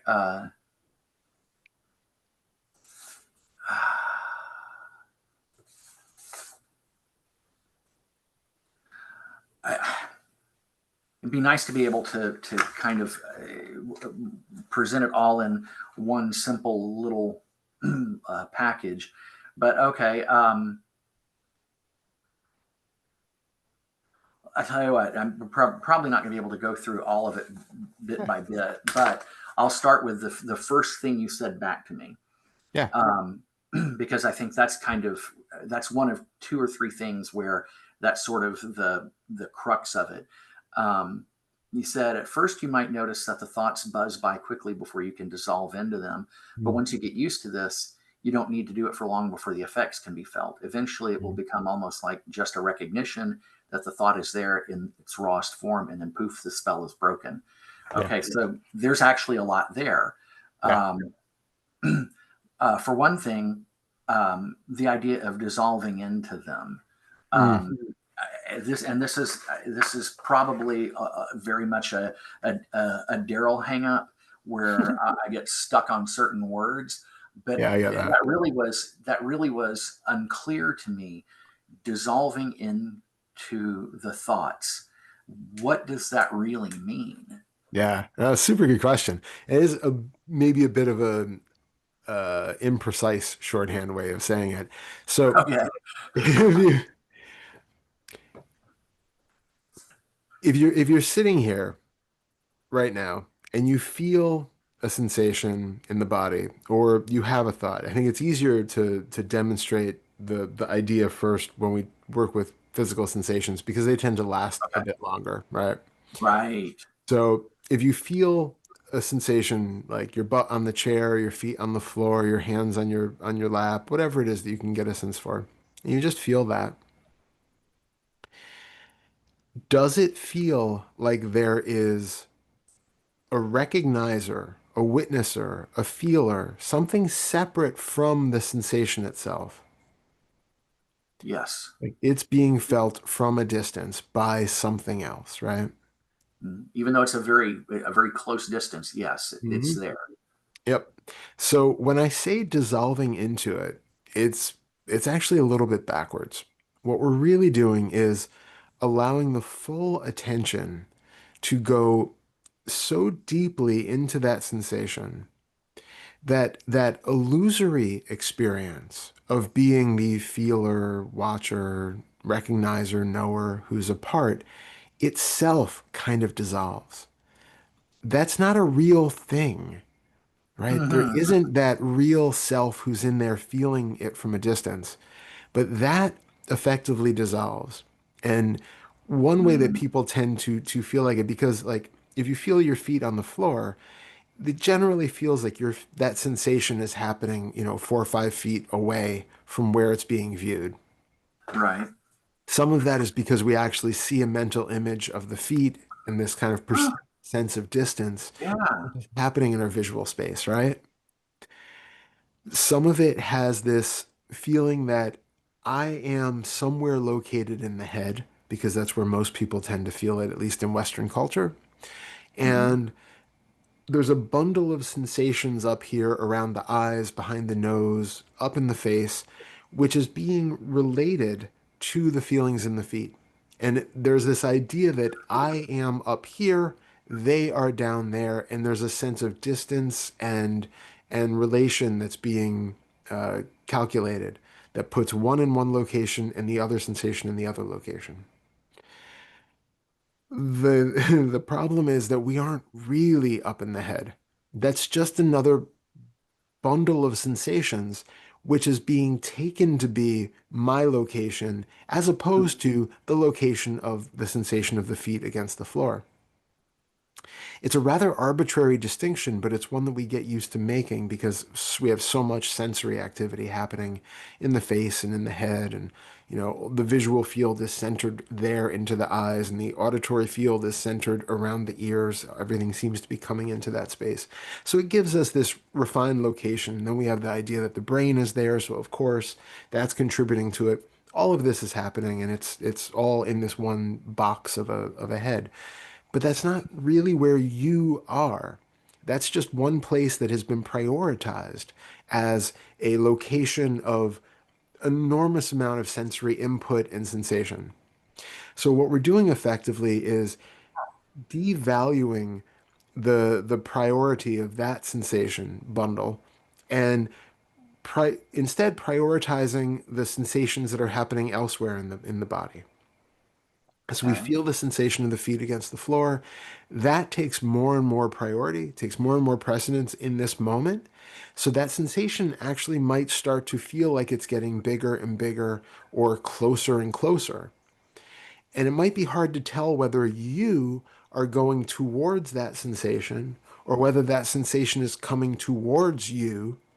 But whichever way it seems to be moving, what ultimately happens is you become, you find yourself in the middle of that sensation. And hopefully, with enough attention, the you that seemed to be separate just dissolves as that full awareness of that foot on floor sensation becomes everything. The more Okay. you can do that, the more you start to realize that the foot on the floor sensation wasn't even happening down in the feet at the floor. It is this other level of sensation that we have access to where the mind is constantly trying to map certain sensations onto this mental image that we have of a body.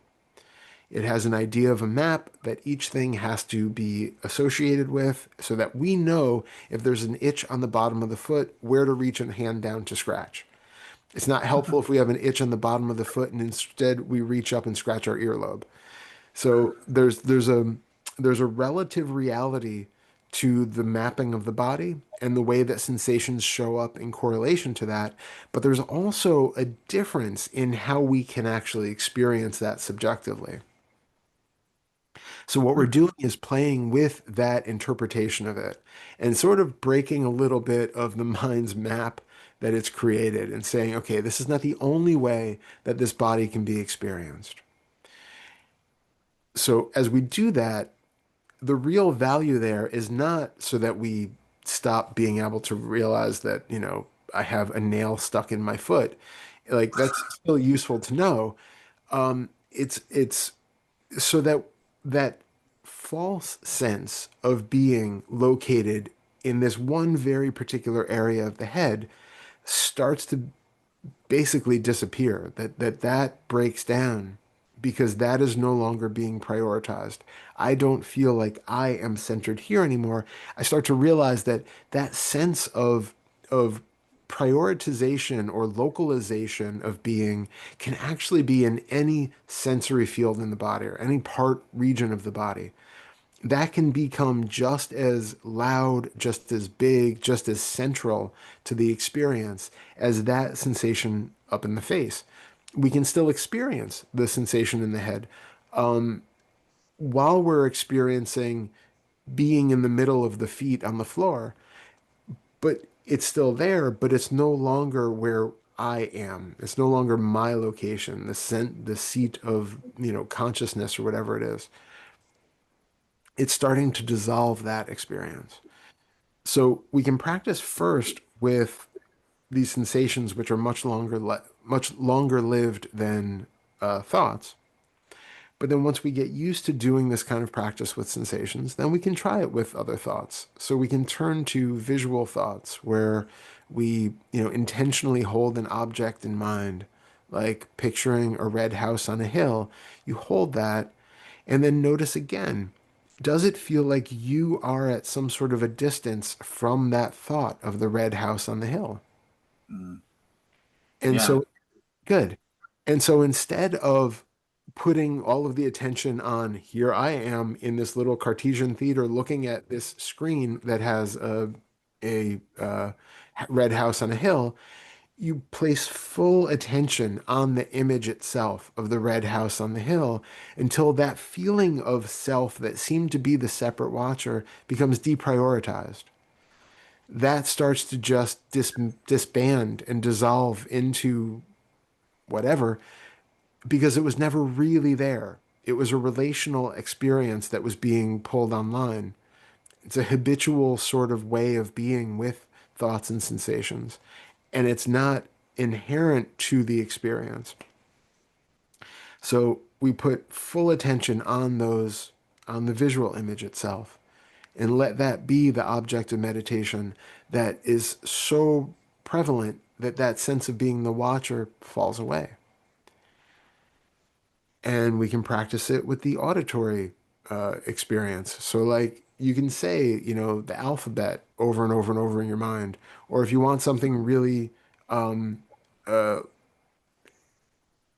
drawn out, just think like Om, in the mind, and use that internal sound experience and notice, does it feel like that sound is being heard from someplace separate from the sound? Being heard from someplace separate than the sound? Yeah, is there a hearer or someplace that is hearing that sound that isn't actually directly in the middle of the Om itself? Oh, okay, I see. All right. Huh. And then we do the same thing where that becomes the full locus of the attention, to where the seeming boundary there dissolves, because the it's not even like the hearer has to get closer and closer to the sound. It's that the hearer actually just ceases to exist because it was never really there to begin with. It's just a misplacement of attention. So we focus attention on sound, and there is no hearer to be heard in that sound. We can't find anything separate from the sound when the full attention is placed on the Om itself. Okay. When we're talking about the addiction or the identification to the content of thoughts, which is, I think, what we were talking about earlier, where it's like, I have a repetitious thought, they come up all the time, and I believe them to be true, and we Mm, want to break down that belief in that thought, we have to first of all recognize that it is a thought.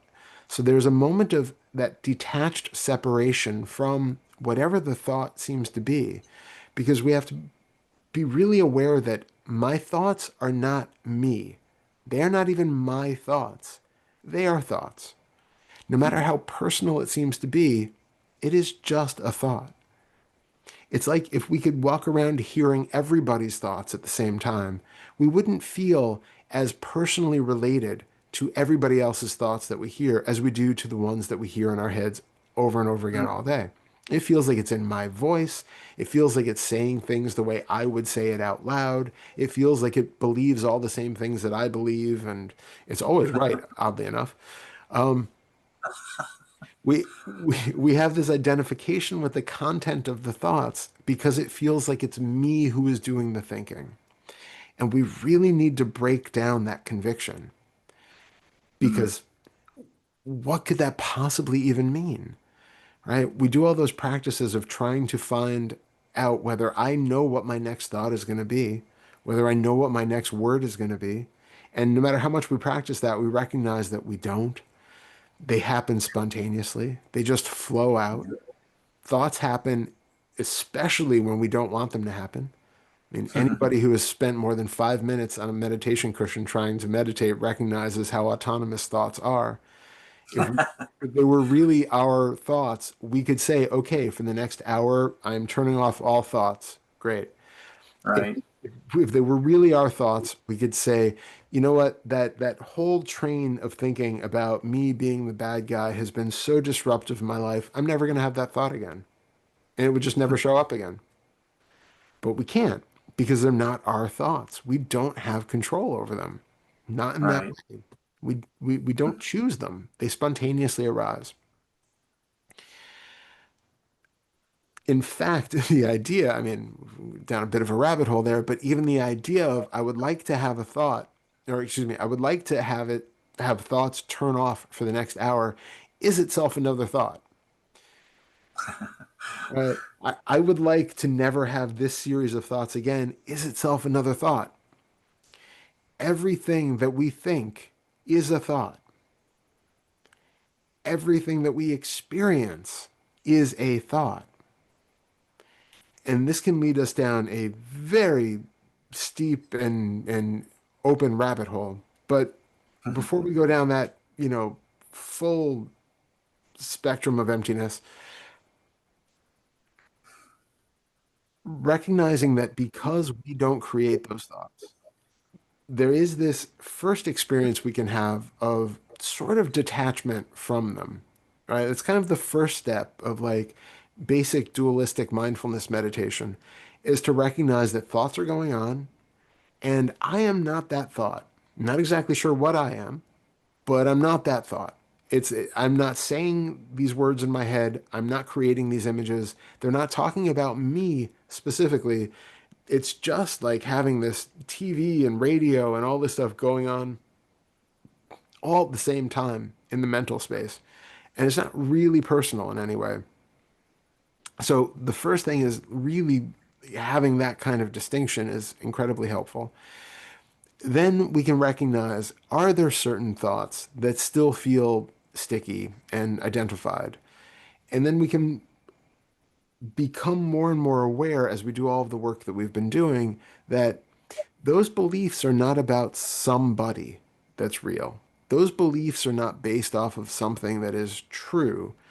So what we need to do is to recognize in any given moment where we are like in a situation where we are really taken in by it, and I really feel like she is saying something about me, and I am the one to blame, and I really need to fix the situation because, I can't be okay if she's not okay, and whatever is coming up, we need to recognize that anything that shows up in that moment is a thought, and that that thought is not inherently true.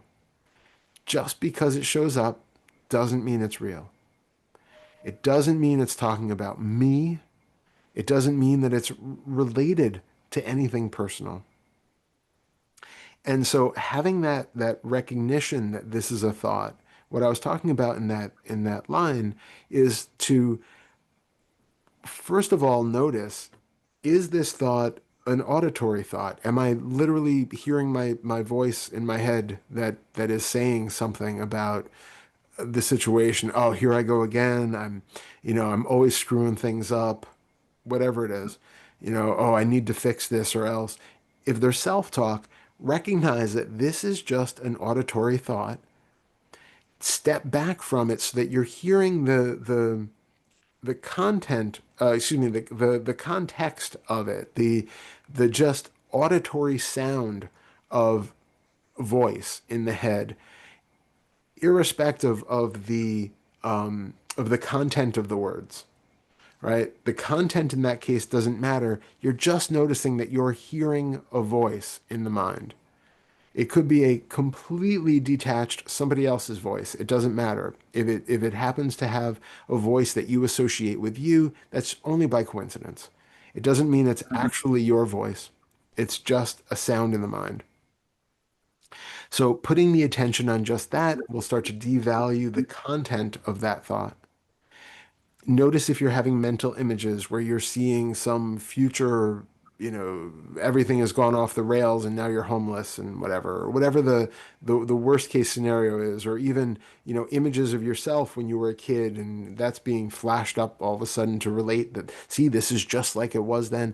Whatever you're experiencing, whether you're experiencing a picture of the body, which has a certain connotation to it that's reinforcing the way that you think you are based on the posture of the body that shows up in the mind or the associations that you've built up with that body that we call Darrell, whatever it is, any of those things might be currently manifesting. So you become aware of that. You just recognize that it's a thought. And as long as you can, just notice that mental image as it is so that you're devaluing the content of it. You're recognizing that it's an image of a body. You're recognizing all of the little associations that pop up around it that are happening in the body, that are happening in the more self-talk, perhaps, any related images that show up. You can notice that they're all here, but you're distancing yourself from the content of whatever those thoughts seem to be saying because they're not actually real, they're not true, they're not personal. This is to have that direct experience with any of those. And if you can, in a moment, have that same I'm here, that same collapse where it goes from I'm here recognizing the image of the thought, or the thought image, I should say. So I'm here recognizing this image of the body that shows up in the mind. Now, there still feels like there's that duality there, that there's the one who is aware of the thought and the thought itself. And what I was suggesting in there is that you can get to the point where you dissolve that knower or watcher into the raw experience of the inner seeing, hearing, smelling, tasting, or touching, just as we did at the beginning with the sensations in the body.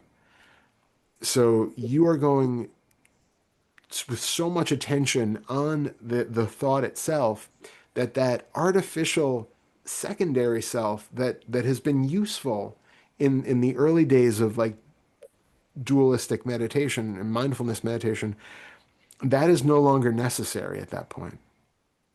We can then just have the raw experience of the thought without the context. And that is enough to dissolve that extra sense of the watcher, the thinker, the seer, the hearer, the smeller, the taster, in that kind of sixth fetter non-dual way. So when Yeah, you say thought in its rawest form, you yeah, just mean that the thought is held in attention yep. and everything else, in focusing so intently and solely on the thought, everything else falls away. That is thought in its rawest form. Yeah. Yeah. And specifically as, the thought is a visual thought. The thought is an auditory thought. It's a olfactory thought. It's a tactile thought. Just so we're very aware that the thought has an aspect to it.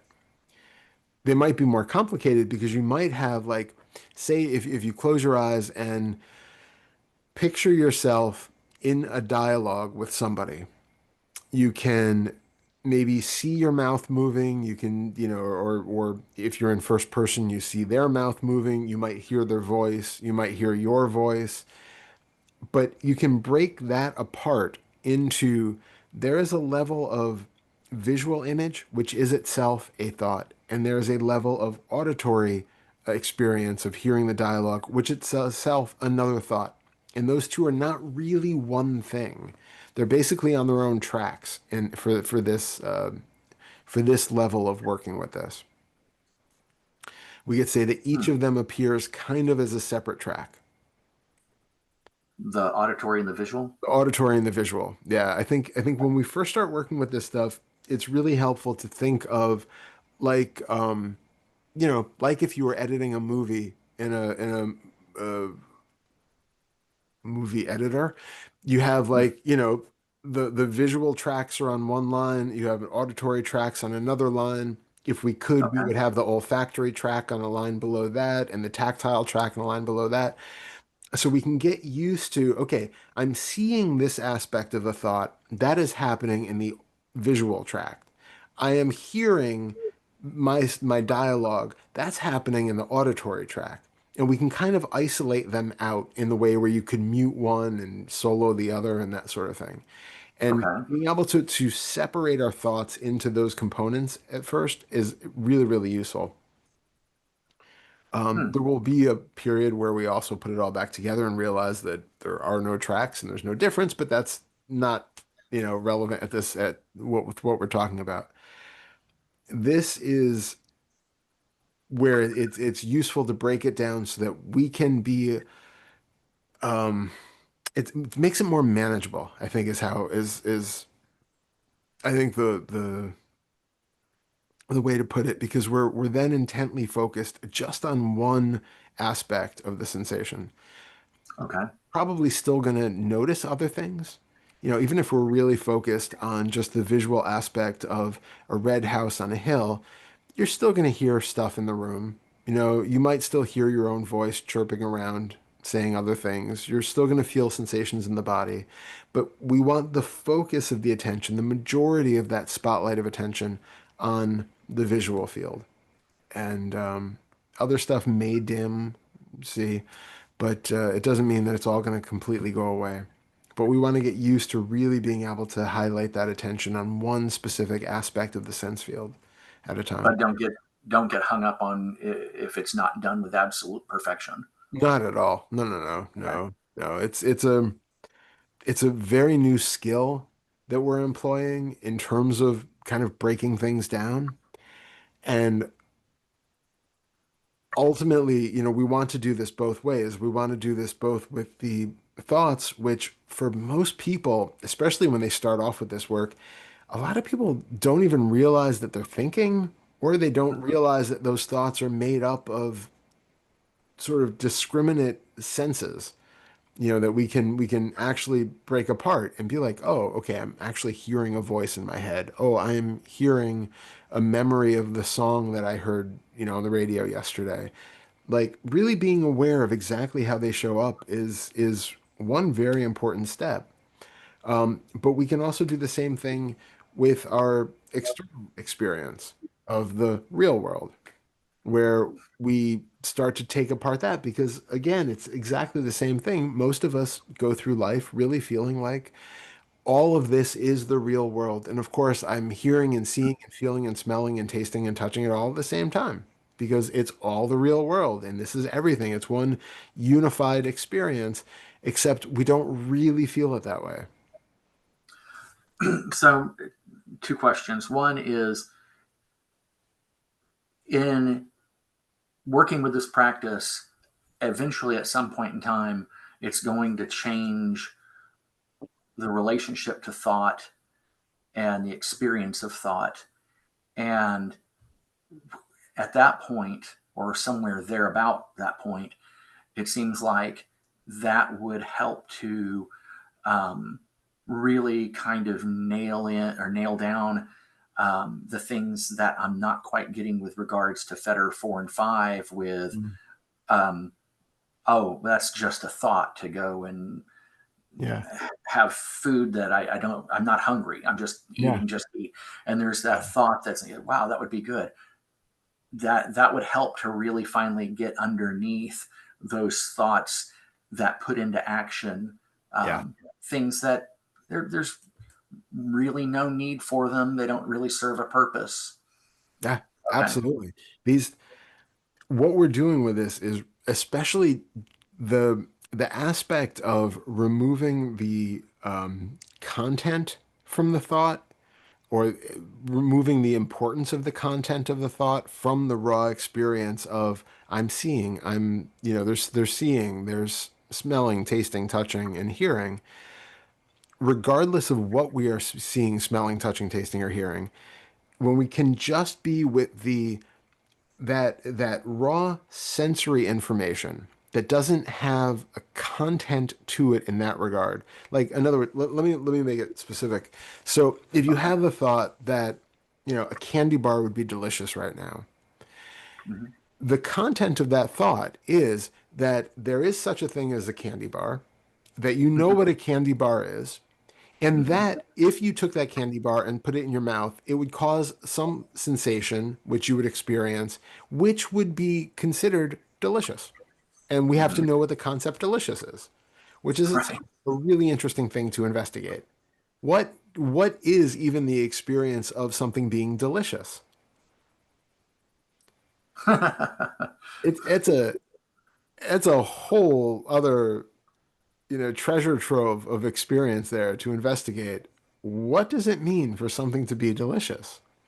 How is that experienced? Which sense fields light up and have which parts of experience to make that thing become delicious? Well, it's funny that that's what you said, because the first thing that came up for me was that um, it was really obvious how that's a belief and it's just conditioned. Yeah, completely. But we want to see that it's not only just belief. I mean, it is just belief, but there's that belief is pointing us to something whose Ah, experience itself is not even what we think it is. whoa. I can say that I believe that, oh, that's not a good example.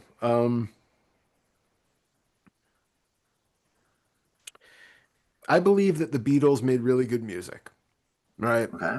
If I put on a track, and this is maybe not, okay, that was maybe a clunky way of getting to this. Like in my mind, right? I always used to have an image of a certain song. It wasn't quite a synesthetic thing. It wasn't really quite a complete, colorful image, but there's some sort of correlation to it. But I would always relate to a song through this kind of polished image of what I think that song is. Like I would basically conceptualize. This is really hard to explain. I'm sorry.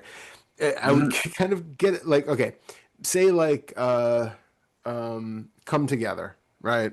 Take that. Okay. I would have this kind of image in my mind of that song. Maybe there's certain colors involved with it because of the sound of the instrumentation. There's something about the kind of nuance, flow, the lyrics, there's something about it that gives it this polished thing called the song Come Together.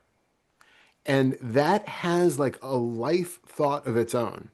Now, if I put the song on and start listening to the individual tracks in that song, the individual instruments, that image falls apart. That Hmm. image of the thing called Come Together does not actually correlate to just the drums as you listen to them, or the kind of weirdly spaced, especially if you start listening to like some of the stereo mixes, because first of all, there is no such thing as the definitive Come Together, right? There are mono Right. mixes, there are different stereo mixes from different countries and all of that. And when you start listening to them, you start to realize that the image in my mind that I had, or the conceptualization that I had in my mind of that song come together, does not actually exist. And as I would listen to an individual guitar part going along in the song and the spaciousness of how everything is out, it all became, or it all becomes, this kind of weirdly laid out, sort of disparate experience of different parts which are all there, which hang together much more solidly in my mind than they do when you're actually hearing the real experience of them coming out of speakers on different sides of the car or different sides of the room or something, if you know what I mean. I think I do. I would put it differently, but saying it differently, I think this may help kind of nail it down a little bit. Yeah, yeah, You're talking about how how it's experienced in the moment when listening to the song, and then when not listening to the song, there's this idea of the song which takes, let's say the song is 3 minutes long, just to make up a yeah. number. Yep. So you have this idea of a song that is 3 minutes long, and you have this conceptualization, and it contains the entire song. But the Yep. reality is, when you go to listen to it, you can't listen to the entire song. All you can hear is one little fragment in that moment. Yes, and the totality of the song, the visualization that I have, or the conceptualization I have of the song, does not actually map onto. And the reason that this became like really highlighted to me years ago, this was like, I don't know, 10, 15 years ago, because in my mind, there was a certain perfection about certain bands and certain music. And as I was making stuff, I always felt like it never lived up to the perfection of those songs.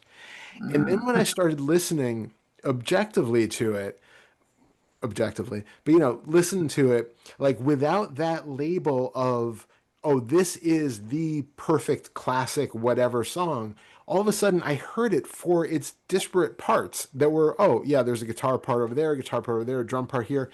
And it all just kind of comes together into this thing, which just happens to be a thing. Like it could have been any notes could have been different and it still would have been that classic song, right? We would just know it that as this new classic song. But the sort of veneer of perfection that I have been laying on it was purely my own conceptualization. And when you actually listen to it, not there in the production. The production actually has, all sorts of weird little buzzes and hiccups and all these things. And actually, it's maybe not written quite as well as I thought. And actually, they could have polished up the drum, and they could have, but like all of that is buffed away by the conceptualization of that being a classic song that is the song, right? And I actually found this is a bit of a tangent, but I remember also finding back then that my subjective uh, colorization of it was so strong that if I listened to a song by the Beatles or somebody that I, really loved and thought of it as being by the Beatles, it's like, this is amazing. I would listen to the song again and think, I wrote this. I recorded this. And all of a sudden, I would start to find every flaw in it. I would start to tear it apart in ways that I had never heard before because all of a sudden there was this idea that I'm not as good and I'm going to tear apart everything I do and, all of that. And I would be so much more critical of these other things that I absolutely loved, and they would totally fall apart under the scrutiny of my judgment because I was under the mental game of saying, yeah, I wrote that. And if I wrote that and everything just falls apart because it's all putting on it with my expectations and assumptions and likes and dislikes and all that bullshit. That's fantastic. Wow. So that was very eye-opening. And that was like that was actually when I was in college. So that was decades ago that I really had that like eye-opening, like, oh, like there is nothing inherently amazing about the Beatles, and there's nothing inherently terrible about the music that I make, but I can very much have the experience of either of those depending on who I tell myself made that music. I am coloring it. I am changing the experience of that in the moment. And it was really eye-opening. Well, not to go too much further afield, and I've mentioned this to you before, but I don't know if you remember it because it was a while ago. But that something along those lines kind of killed music for me for a while. And I was able to, I had to continue to teach the lessons because I, I was just, I mean, that was a huge chunk of my living right there. Yeah. But I resigned from playing live music for a number of years. I don't know exactly how long because it hit me one day that what we hold in our mind as a song is as if we've got the entire song. Yeah, Here it exactly. is, the entire song in its complete package. But the Yep. reality is, the actual experience is we cannot hear an entire song. All No. we hear is one infinitesimally small slice of it, Yep. and then another one, and then another one. You never actually hear an entire song, and You don't. that that completely pulled the rug out from underneath that for me, and I walked away for it for a number of years. It's so interesting. So interesting. But yeah. So I think I kind of understand Yeah. some of what you're getting at there. Yeah. Um, how we build these things up into conceptual packages in order to have some way of framing and understanding them, because otherwise the reality is it's it's not there. And music is a weird one because it's not like a book. At least with a book you can No. say, well, I only read X amount, maybe not even an entire word at a time, part of a word, but here's the book. Yeah. You can take it Yeah. and you've got the whole thing. With music, Yeah. it's it's smoke. It's true. Yeah, yeah. Yeah. It's temporal and it's auditory at the same time. We don't it's none of it is substantial at all. Yeah. Yeah, it's fascinating. Um, I think how we got on that that's how I got on that tangent was because I was trying to say that everything that we experience tends to be conceptualized in that way that I was talking about conceptualizing a particular classic song. We have an idea of something, and as we're going about our day, we have this idea that the world is a certain way, that everything is like this. And what we're Right. really doing is breaking it down so that we see the individual parts. Just like I was saying, you could hear the drum track over here and the guitar track over there. And actually, they don't really hang together in the mix quite like they do in my memory, right? when I'm sitting here right now, it's like the auditory field is different than I would think it would be if I was just conceptualizing the auditory field. The visual field is different than I think it would be if I was just conceptualizing the visual field. We want to be really aware of what our actual experience is because it's not going to be the same as what we just conceptualize it as.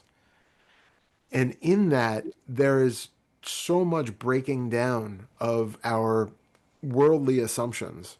And that's where the insights really start to happen.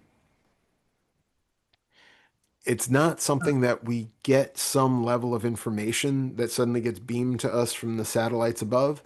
It's that we start to just break down our experience of how we think the world is. And when we're talking about thoughts, it's because I think when I have a thought that it really means something. It's about me. So instead, we break down that and recognize that there is a visual component to the thought, which is separate from the content of it. The content doesn't have to be true for that thought to show up, right? I can think about a purple kangaroo with white polka dots.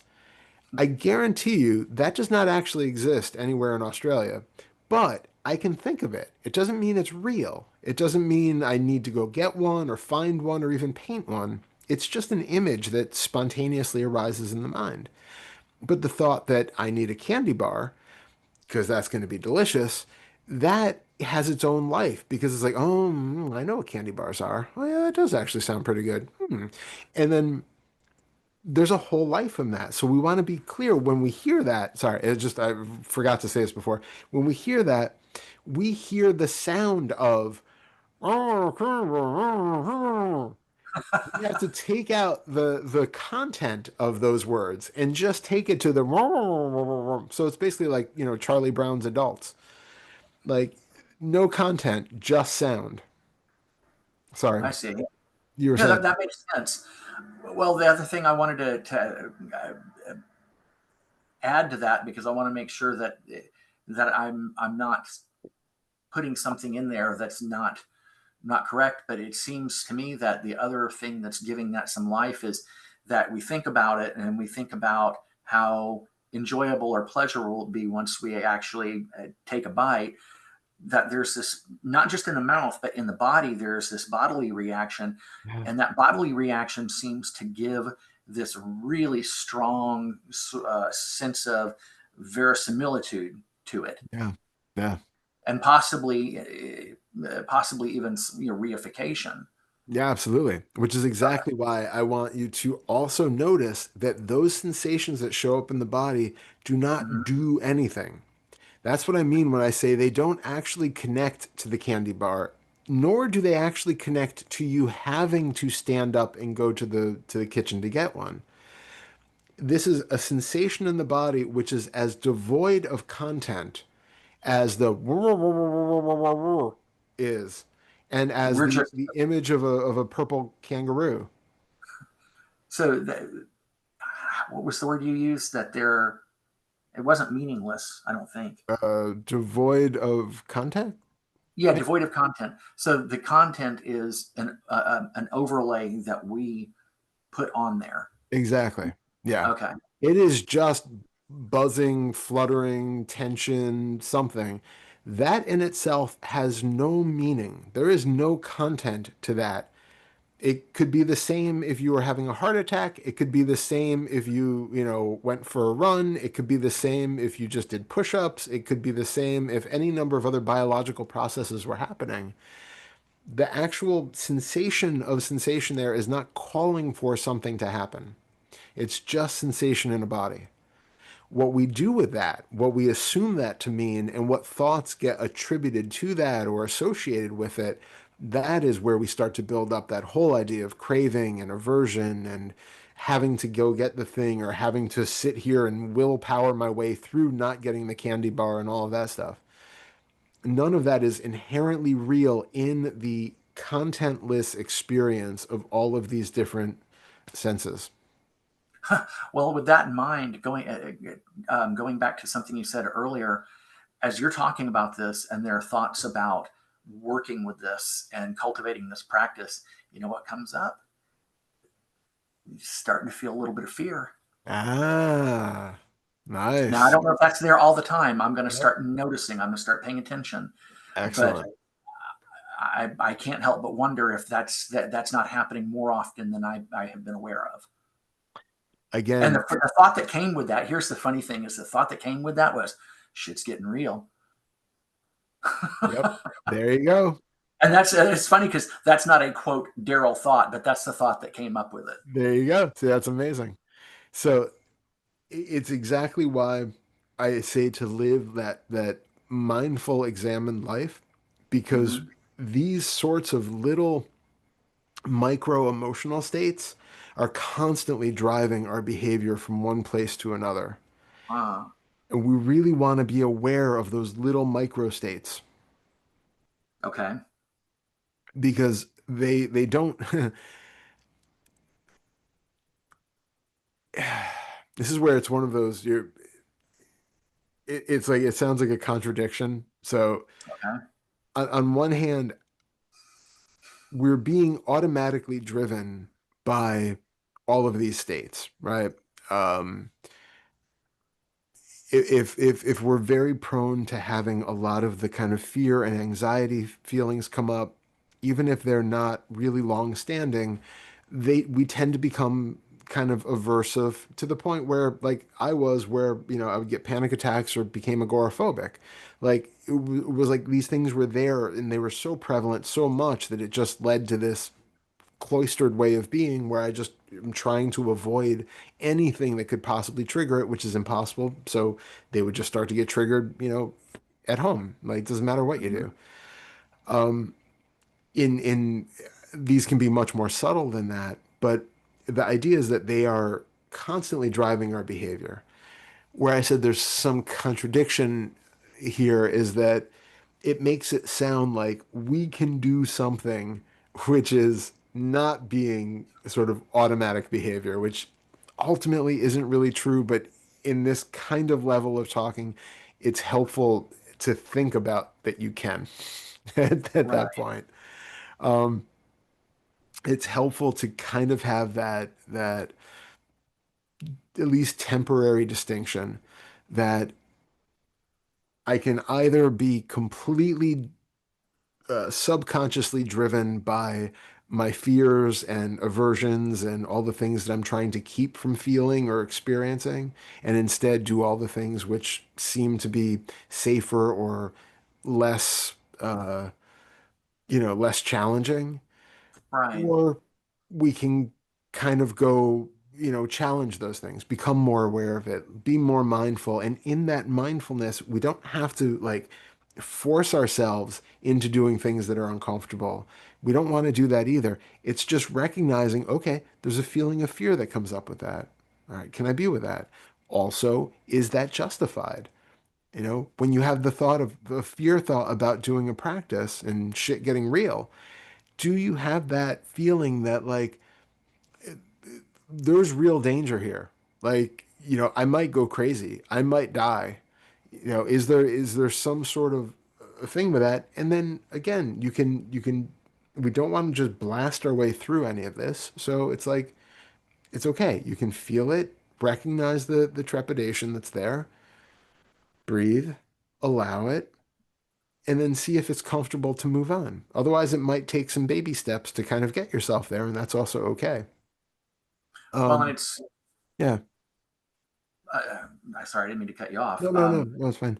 It's, it seems somewhat understandable because even though it hasn't been uncomfortable, it doesn't seem to have necessarily been problematic. Things have gotten a little weird since that July and since that, um, and it's even hard to pin down. But things have gotten a little unusual since that point in time. The sense of time has just gone out the window. Yeah. Yeah. Um, there's kind of this sense of sort of being adrift. There's no longer a sense of past. There's no longer really a sense of future. I mean, I can think Mhm. of one, Yeah, in yeah, terms of like, wait, we got to go to the doctor next week, or we need to yeah. take care of the dog, whatever. But there doesn't seem to, it used to be, it was constantly bookending the experience of living, of the constant sense of a subtle sense of we've come from there, we're Yeah. going there. Yeah. Yeah. Even if it wasn't conscious, it was always there. And then, Yeah. something happened, and then now that's gone. And you just kind of, feel like you're just kind of floating through day by day. Yeah. Um, Yeah. and again, it's not necessarily bad. It's just whatever it means. That word weird. I know. Things are a little unusual, and I guess that can set up this idea that, well, if things changed and have gotten to this place, what next? What's it gonna be like if we really pull the rug out from underneath things? Yeah. Yeah. Maybe nothing. Maybe it goes back to being even more normal than you thought it was before. We don't know, right? Yeah, We, it's a we total don't assumption. know. Total assumption because we have no idea. Um, none of I don't think any of us experience any of this exactly the same, and everybody's biology is different. So it's a fun adventure for everyone. There's really no map. We have like the idea of fetters or things like that, but they're not actually real. They're just Right. guidelines to certain experiences that we have that create identification. Other than that, the actual layout of the path is completely a mystery for everybody. It's going to do what it's going to do. And we just kind of buckle up and go along for the ride because it's literally all we can do.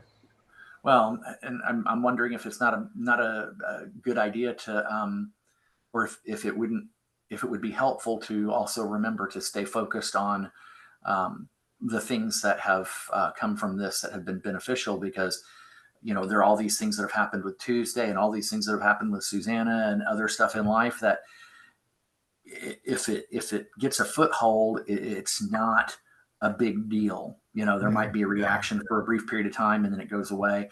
A lot of time, well, it's like I said to Susanna last night or the night before, with all the stuff that's gone on with Tuesday in the last couple of years, there would have been a time, if we rewound back, that I would have been reactive as heck. I would have been hurt, angry, and probably, even if very passively, taking things out on her, like not talking to her, stuff like that. And none of that's happening now. That's awesome. A lot Yeah. of it is just very much, okay, well, that's what she's doing. All right, well, that's her problem. Yeah. On we go. Yeah. You Yeah. know, um, so I don't know. I don't know if that's avoidance or if that's a legitimate response to try to remain aware of the benefits that have come from all of this. Yeah, no, I think it's helpful to have that in mind so that you have that perspective that it is also not just terrifying void on the other side of this. Right. Um, we tend to do this because the whole idea is that there's less suffering on the other side of it. The more we do, Right. the less we suffer. The Yeah. the ostensibly the better things are. We're not. It has struck me oddly over the past few years that a lot of us do this stuff, and because there's so much emphasis put on, especially the sixth fetter and non-dual side of things, where you get the weird psychedelic experiences for some people. Hmm. And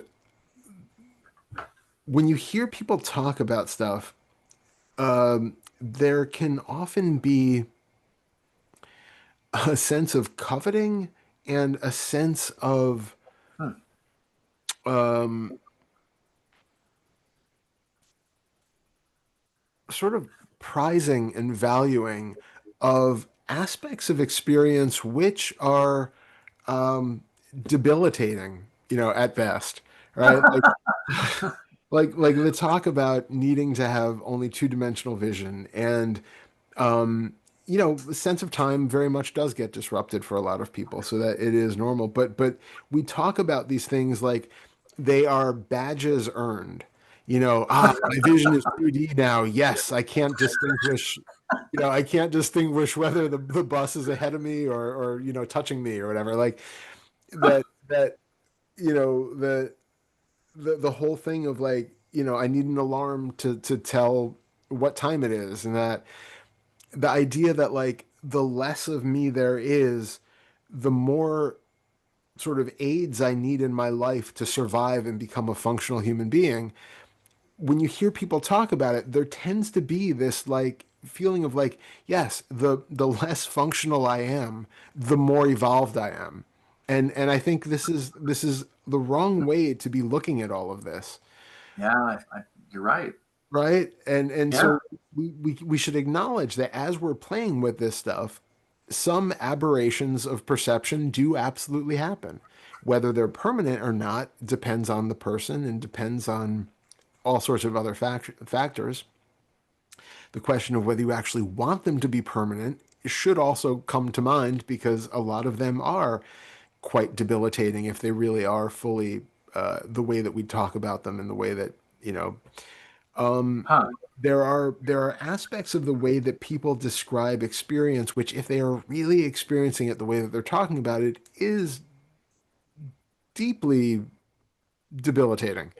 And I think it's important to keep in mind that we're not doing this just to collect weird experiences or psychedelic states or things like that. That, Right. yeah, it's possible. Sensations of or experiences of time may very well mutate and vary. Experiences of perception of depth and things may very well vary and come and go and change and stuff like that. Experience of whatever it means to feel like a self is likely going to change in one or many different ways. If it feels like you literally cannot tell where the boundaries of anything are, that's very difficult to actually live a human life in this Yeah. world. These are evolutionary traits that we have taken on not because they're some, like we've been cursed to be in this sinful human body that is this lowly state. She knows.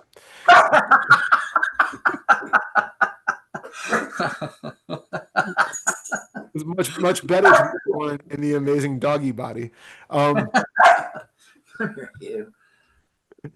but we've been it's the idea that we've been, like have to transcend basic evolution that has made us actually be able to exist within the environment that we are currently living in. Yeah, these things serve a purpose. Yeah, it serves a very, very large purpose. So I think it's we question everything so that we experience how much of that is real and how much of it is just sort of our evolutionary adaptation, which may also be causing some problems in certain ways. And we try to see through those ways that it's causing problems, but without throwing out the baby with the bathwater when there's actually a lot of really helpful stuff that we have evolved to be able to do when we're living in a three-dimensional world with actual, vehicles and things running around. Right. So yeah, so I think all of it is like the only reason I bring it up is because it's important to not have any of those ideas that I am going to experience this super overwhelming, psychedelic rug is pulled out, everything is going to change in some completely unfathomable way. We just don't know. Something might happen, or it might be temporary. But I do hear a lot online of people who are like really building up this kind of idea like, oh, yay, I have no emotions now. Cha-ching. Oh, yay, I have, no sense of perception of anything or perspective. Cha-ching. And I think it's really a flawed way of looking at all of this, which is very much through the sense of the ego and very much through, Yeah. I am look how much I'm progressing by changing my perception. And these are all of the little trophies that I have accumulated that have proven how far along I am. Spiritual materialism again. Spiritual materialism, excellent, exactly. And so I think instead of being like taking that on that, okay, so that's how it's going to be and that's how it has to be and all of that, we just become aware of what is here. How much can we break through the assumptions and break through the overlays that make things into things that they actually aren't, that we're giving inherent substances to things which don't have them, including ourselves. how much can we change those aspects of experience in ways that do reduce suffering, that do reduce our attachments to the world and craving and aversion and all of that stuff? And how much do we are we just craving for things to be weird just because it seems like that's the spiritual thing to do these days? Well, I mean, it's hard not to pick up on some of that. That's the truthful answer.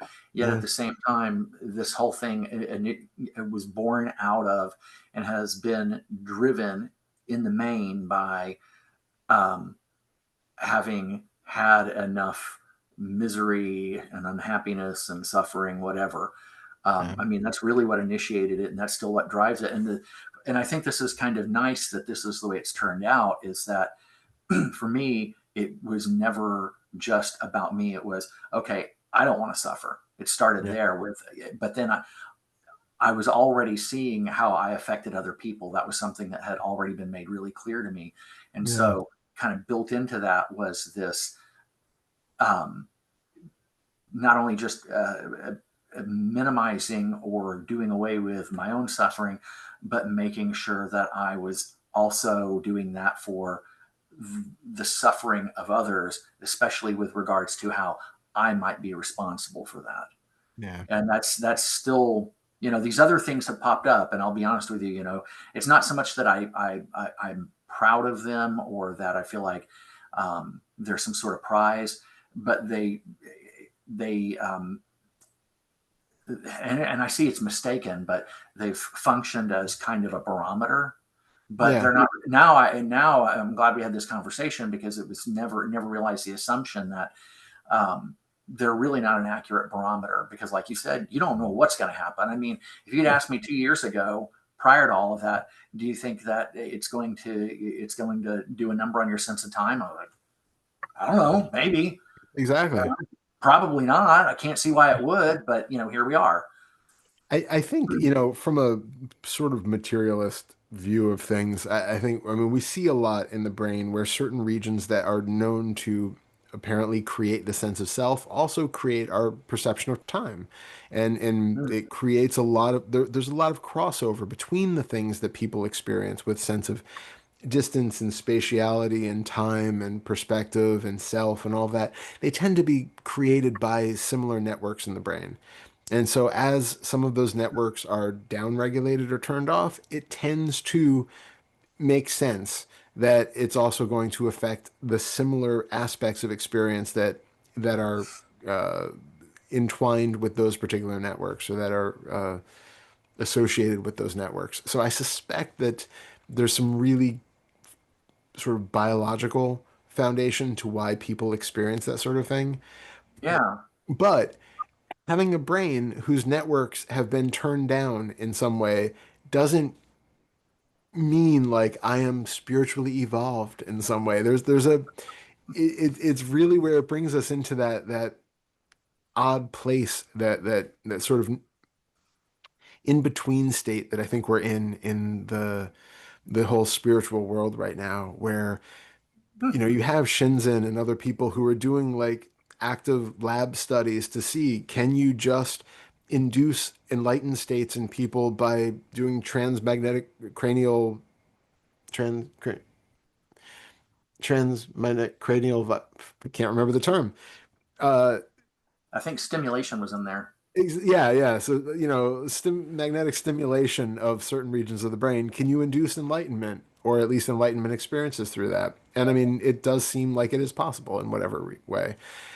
Having people who have, like Dr. Jill Bolte Taylor, who has a stroke and then has this, there does we're seeing more and more this kind of crossover where we have gone from being the completely spiritual, where it's something completely out there and only in the realms of the religious and all of that, to Right. it might also just be brain biology.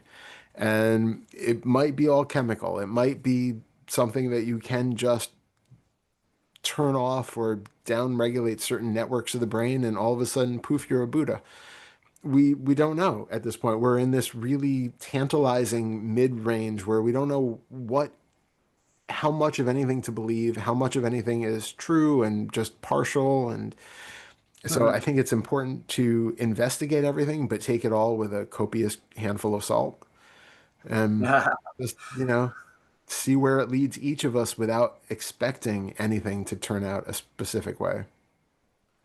Um, we're pushing the clock here. I Yeah, we realize that. I wanted to realize ask it. you one other thing Yeah. earlier, and we can make this as brief as you want it to be. I mean, even if it's just the answer yes. But when you said thought is there in its rawest form, what that brought to mind for me was this experience of when putting the attention on thoughts and trying to work with it, um, that there's the part that's rendered in language, English, or whatever language a person would speak. Mhm. Um, but it seems that there is this other part of it that kind of like what you were referring to when you're talking about sounding like the adults in Charlie Brown, where there aren't words. It's just Yeah. kind of the way that I'm picking up on it is it's just kind of this nonverbal assumption or feel or I don't know. I don't know how to talk about it or how to describe it, but it's not in language. It's just something that's kind of in the mind, and it's kind of, hmm, you know. I don't know. I might have a hard time talking about it, but it does seem to genuinely be there. I don't think it's something that is being um, misinterpreted or created. It seems like it's actually there. If you can get past the words that we put over the top of it, there's this other thing that is underneath the words we hear in our head. So I just want to make sure, do you mean the interpretation of the content is what you're talking about? Like the sort of knowing of what, like if I say the apple falls from the tree, there's an understanding of what it means for an apple to fall from a tree. Like, No, it's not quite. This is going to sound kind of backwards, but the way it almost seems is that there's this sense in the mind, and it might even be. I need to, I guess, maybe look at it more carefully, but it seems like there's almost sort of this physical sense in the body, even if it's really mild and subtle, and that whatever that is, that sort of is what it kind of drives the brain turning it into language. It's like there's this impression or this sense, mm, and in order to express itself, it has to take on the clothing of language. gotcha. It is one of those chicken and egg situations, and Mm-hmm. I'm still not really certain of how much of a role that verbalization that we have in our heads plays. I mean, for one thing, there are people who don't have an inner voice at all. Just like there Oh, are that's people right. who, I forgot about that. so for them, it's completely irrelevant. They just live in silence all the time, but they Huh. still seem to know things, right? It's not like they're Right. they're any less intelligent or any less aware or any of that. They just don't Right. have that extra faculty that's chattering, chattering, chattering all the time. Same with people who have aphantasia and they can't see anything in their mind. They still have some sort of conceptual understanding of things. Like I know I've talked to multiple people who have that, ironically, and I know asking things like, you know, like they know their kids, right? They can, if you ask them like they'll when they talk, it's so fascinating to me because this is where I really wish that we could just like brain link and get into full experience because it's like they talk about being able to experience like memories of things like being in a house or something like that, but they can't Huh. actually see any of it. It's just it doesn't show up in the visual sense, but there are like Wow. memories or thoughts about things, and I'm so curious as to how exactly that is being achieved and conceptualized because for me, I have a pretty strong visual component, so Mhm. it's that tends to be the kind of default, along with the talking. But so I'm really, really curious.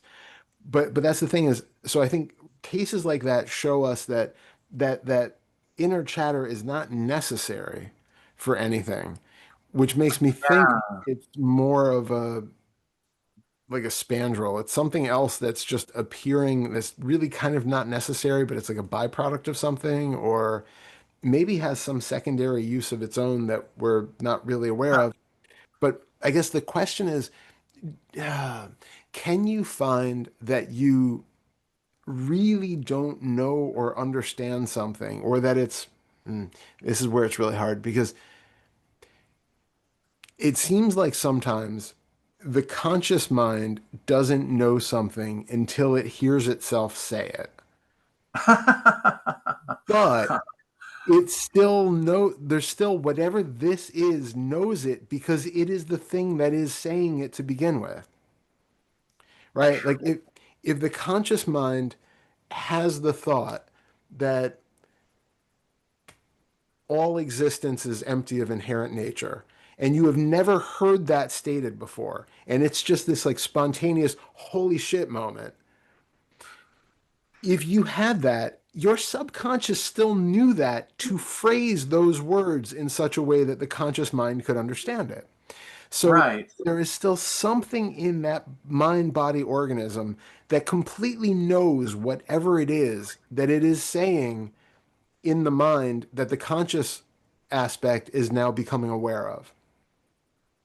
So the question of whether there is some, my inclination is that there is some feedback loop that happens when the subconscious mind knows something like that, right? Whatever it is, or that I'm feeling hungry right now. And you're not really aware of your body enough to even recognize the signals that you're hungry. So all of a sudden you hear in mind, oh, I think I could go for a salad now. And then all of a sudden there's this feedback where the consciousness is aware of it and it goes, ooh, salad. And then, oh yeah, I think I'm hungry. Okay. And now I'm off to get something to eat. I'm assuming that even without that, the body would eventually find its way to go eat something. But I wonder if there is some sort of feedback that happens that once the conscious element it becomes aware of hearing these things, that it triggers some sort of response that then maybe, has some sort of a further activity that might be delayed or at least, you know, I have a feeling that it's something that has evolutionarily evolved for us to be able to be more efficiently active in the world. That, I Hmm. think the conscious element is there because it is so much easier to navigate a world if we are aware of a world and fulfill those needs that we are here for. And the more we have that, and the more we are kind of self-aware of being aware, the more proactive it seems like we can be in the world, and the greater evolutionary advantage that has, seems kind of baked in. So I think there's some logic to that, but I don't think we really know enough at this point to say for sure why we have that inner voice and exactly whether it's absolutely necessary. So what I was going to say before that whole tangent is I would be curious for you to recognize when that internal voice is happening. Okay. Yeah, it's so freaking hard. Would you really have not known whatever that is if you hadn't thought it, if you hadn't heard the words articulated in the mind? Because, like you said, there's this like feeling of knowing something or feeling of something which has to become verbalized essentially in the mind. Is that true?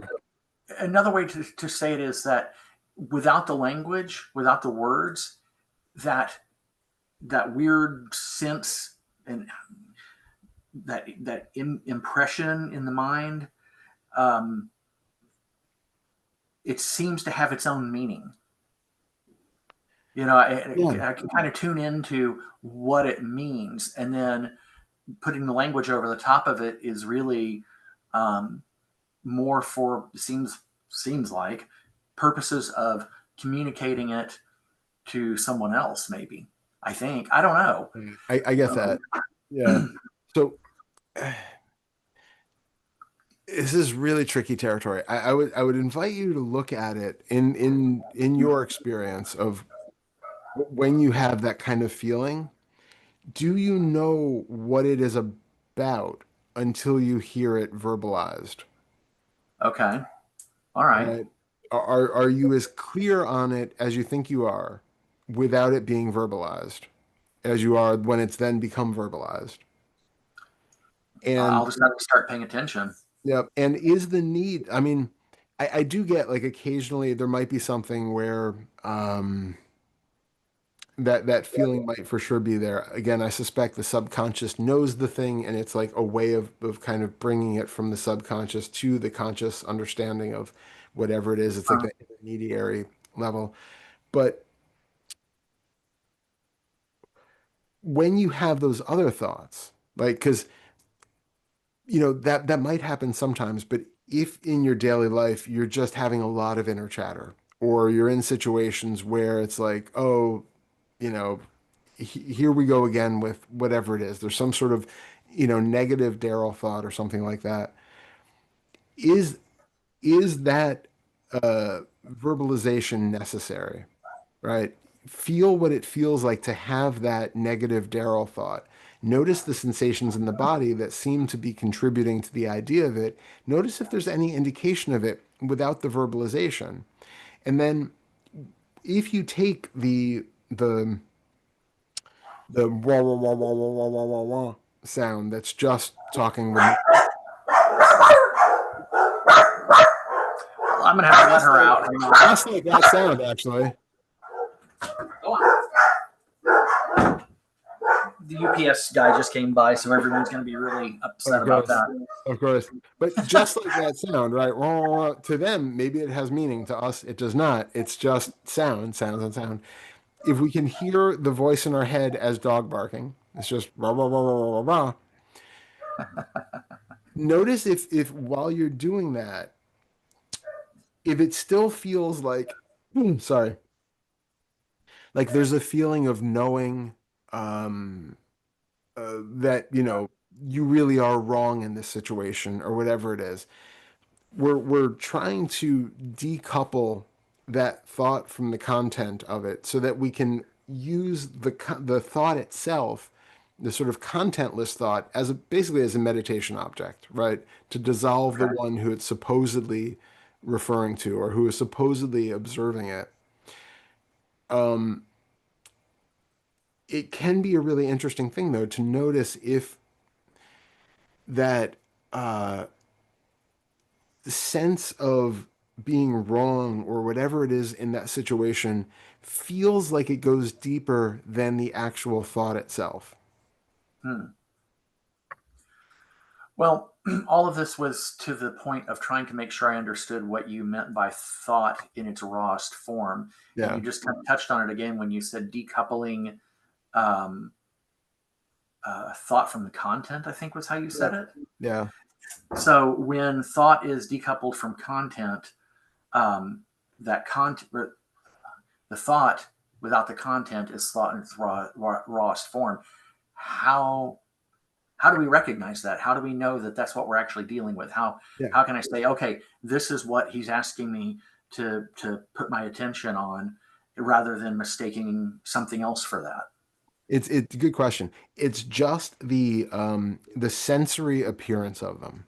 So in other words, if I'm looking at a wall right now, I am just looking at the color and shape, not thinking about it being a wall, not thinking about it being a wall to my room, not thinking about whether I like the wall or would like it to be a different color or anything like that.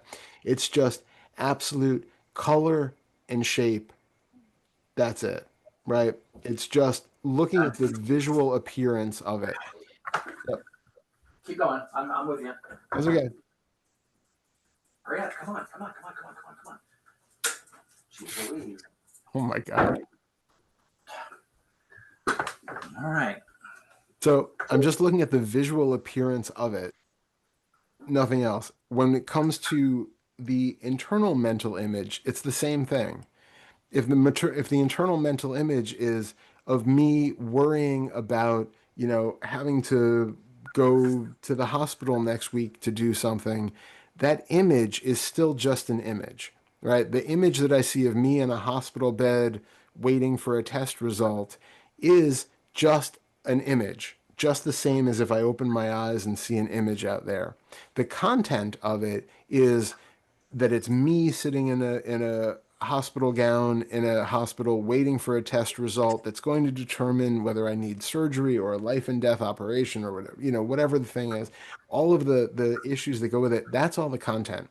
What we're talking about is seeing the raw shape and color of however the visual image appears in your mind, or whether it has olfactory or auditory. exactly, exactly. So it's however the shape and color or the sound or the smell or whatever the taste, however any of that shows up without any content about, it's about me or about this experience, or it is the smell of coffee, which is I really want a cup of it now that I'm smelling it and really want to put it in my mouth. Whatever it is, those are just the content above the actual raw experience of just olfactory stimulation. Well, what about in the case of when the only sensory presence, internal sensory presence is just the sound of the word, because that Mhm. seems like that happens sometimes, and internally you hear the word and then it's gone, and Yeah, at that point you're maybe at best you're left with kind of a phantom, kind of a yeah. recollection of the fact that a word just passed through the mind. So just wait in that for the next one to come up because there will be something else that will come up. It Yeah. might be like, oh, damn it, it's gone already. And then, well, okay, so use that. Okay. As long as we have the habit of self-narrating, there will always be something following that you can use. Yeah. And if there's not, if that sound goes away, then lock on to whatever image is showing up with it, whatever felt sensation is showing up in the body that seems to be Ah, related to that thought. okay. I got to remember that one. I tend to overlook that one. Yeah, there's going to be Okay. something else, right? I guarantee the mind is not just an utter void of spacious black, right? Even if it Right. is, if it seems like you're seeing this utter void of spacious black, then be with that Or utter that. void of spacious black. Um, it's really about noticing if there are then any thoughts about the utter void of spacious black, about, yay, finally, this is good, or feelings towards it, or anything else. Um, what does it mean to be in a utter void of spacious black? Absorb into the actual experience of it. Okay. All right, I'll talk to you All right. soon. Okay. Talk to you after a while. Yep, Bye. bye.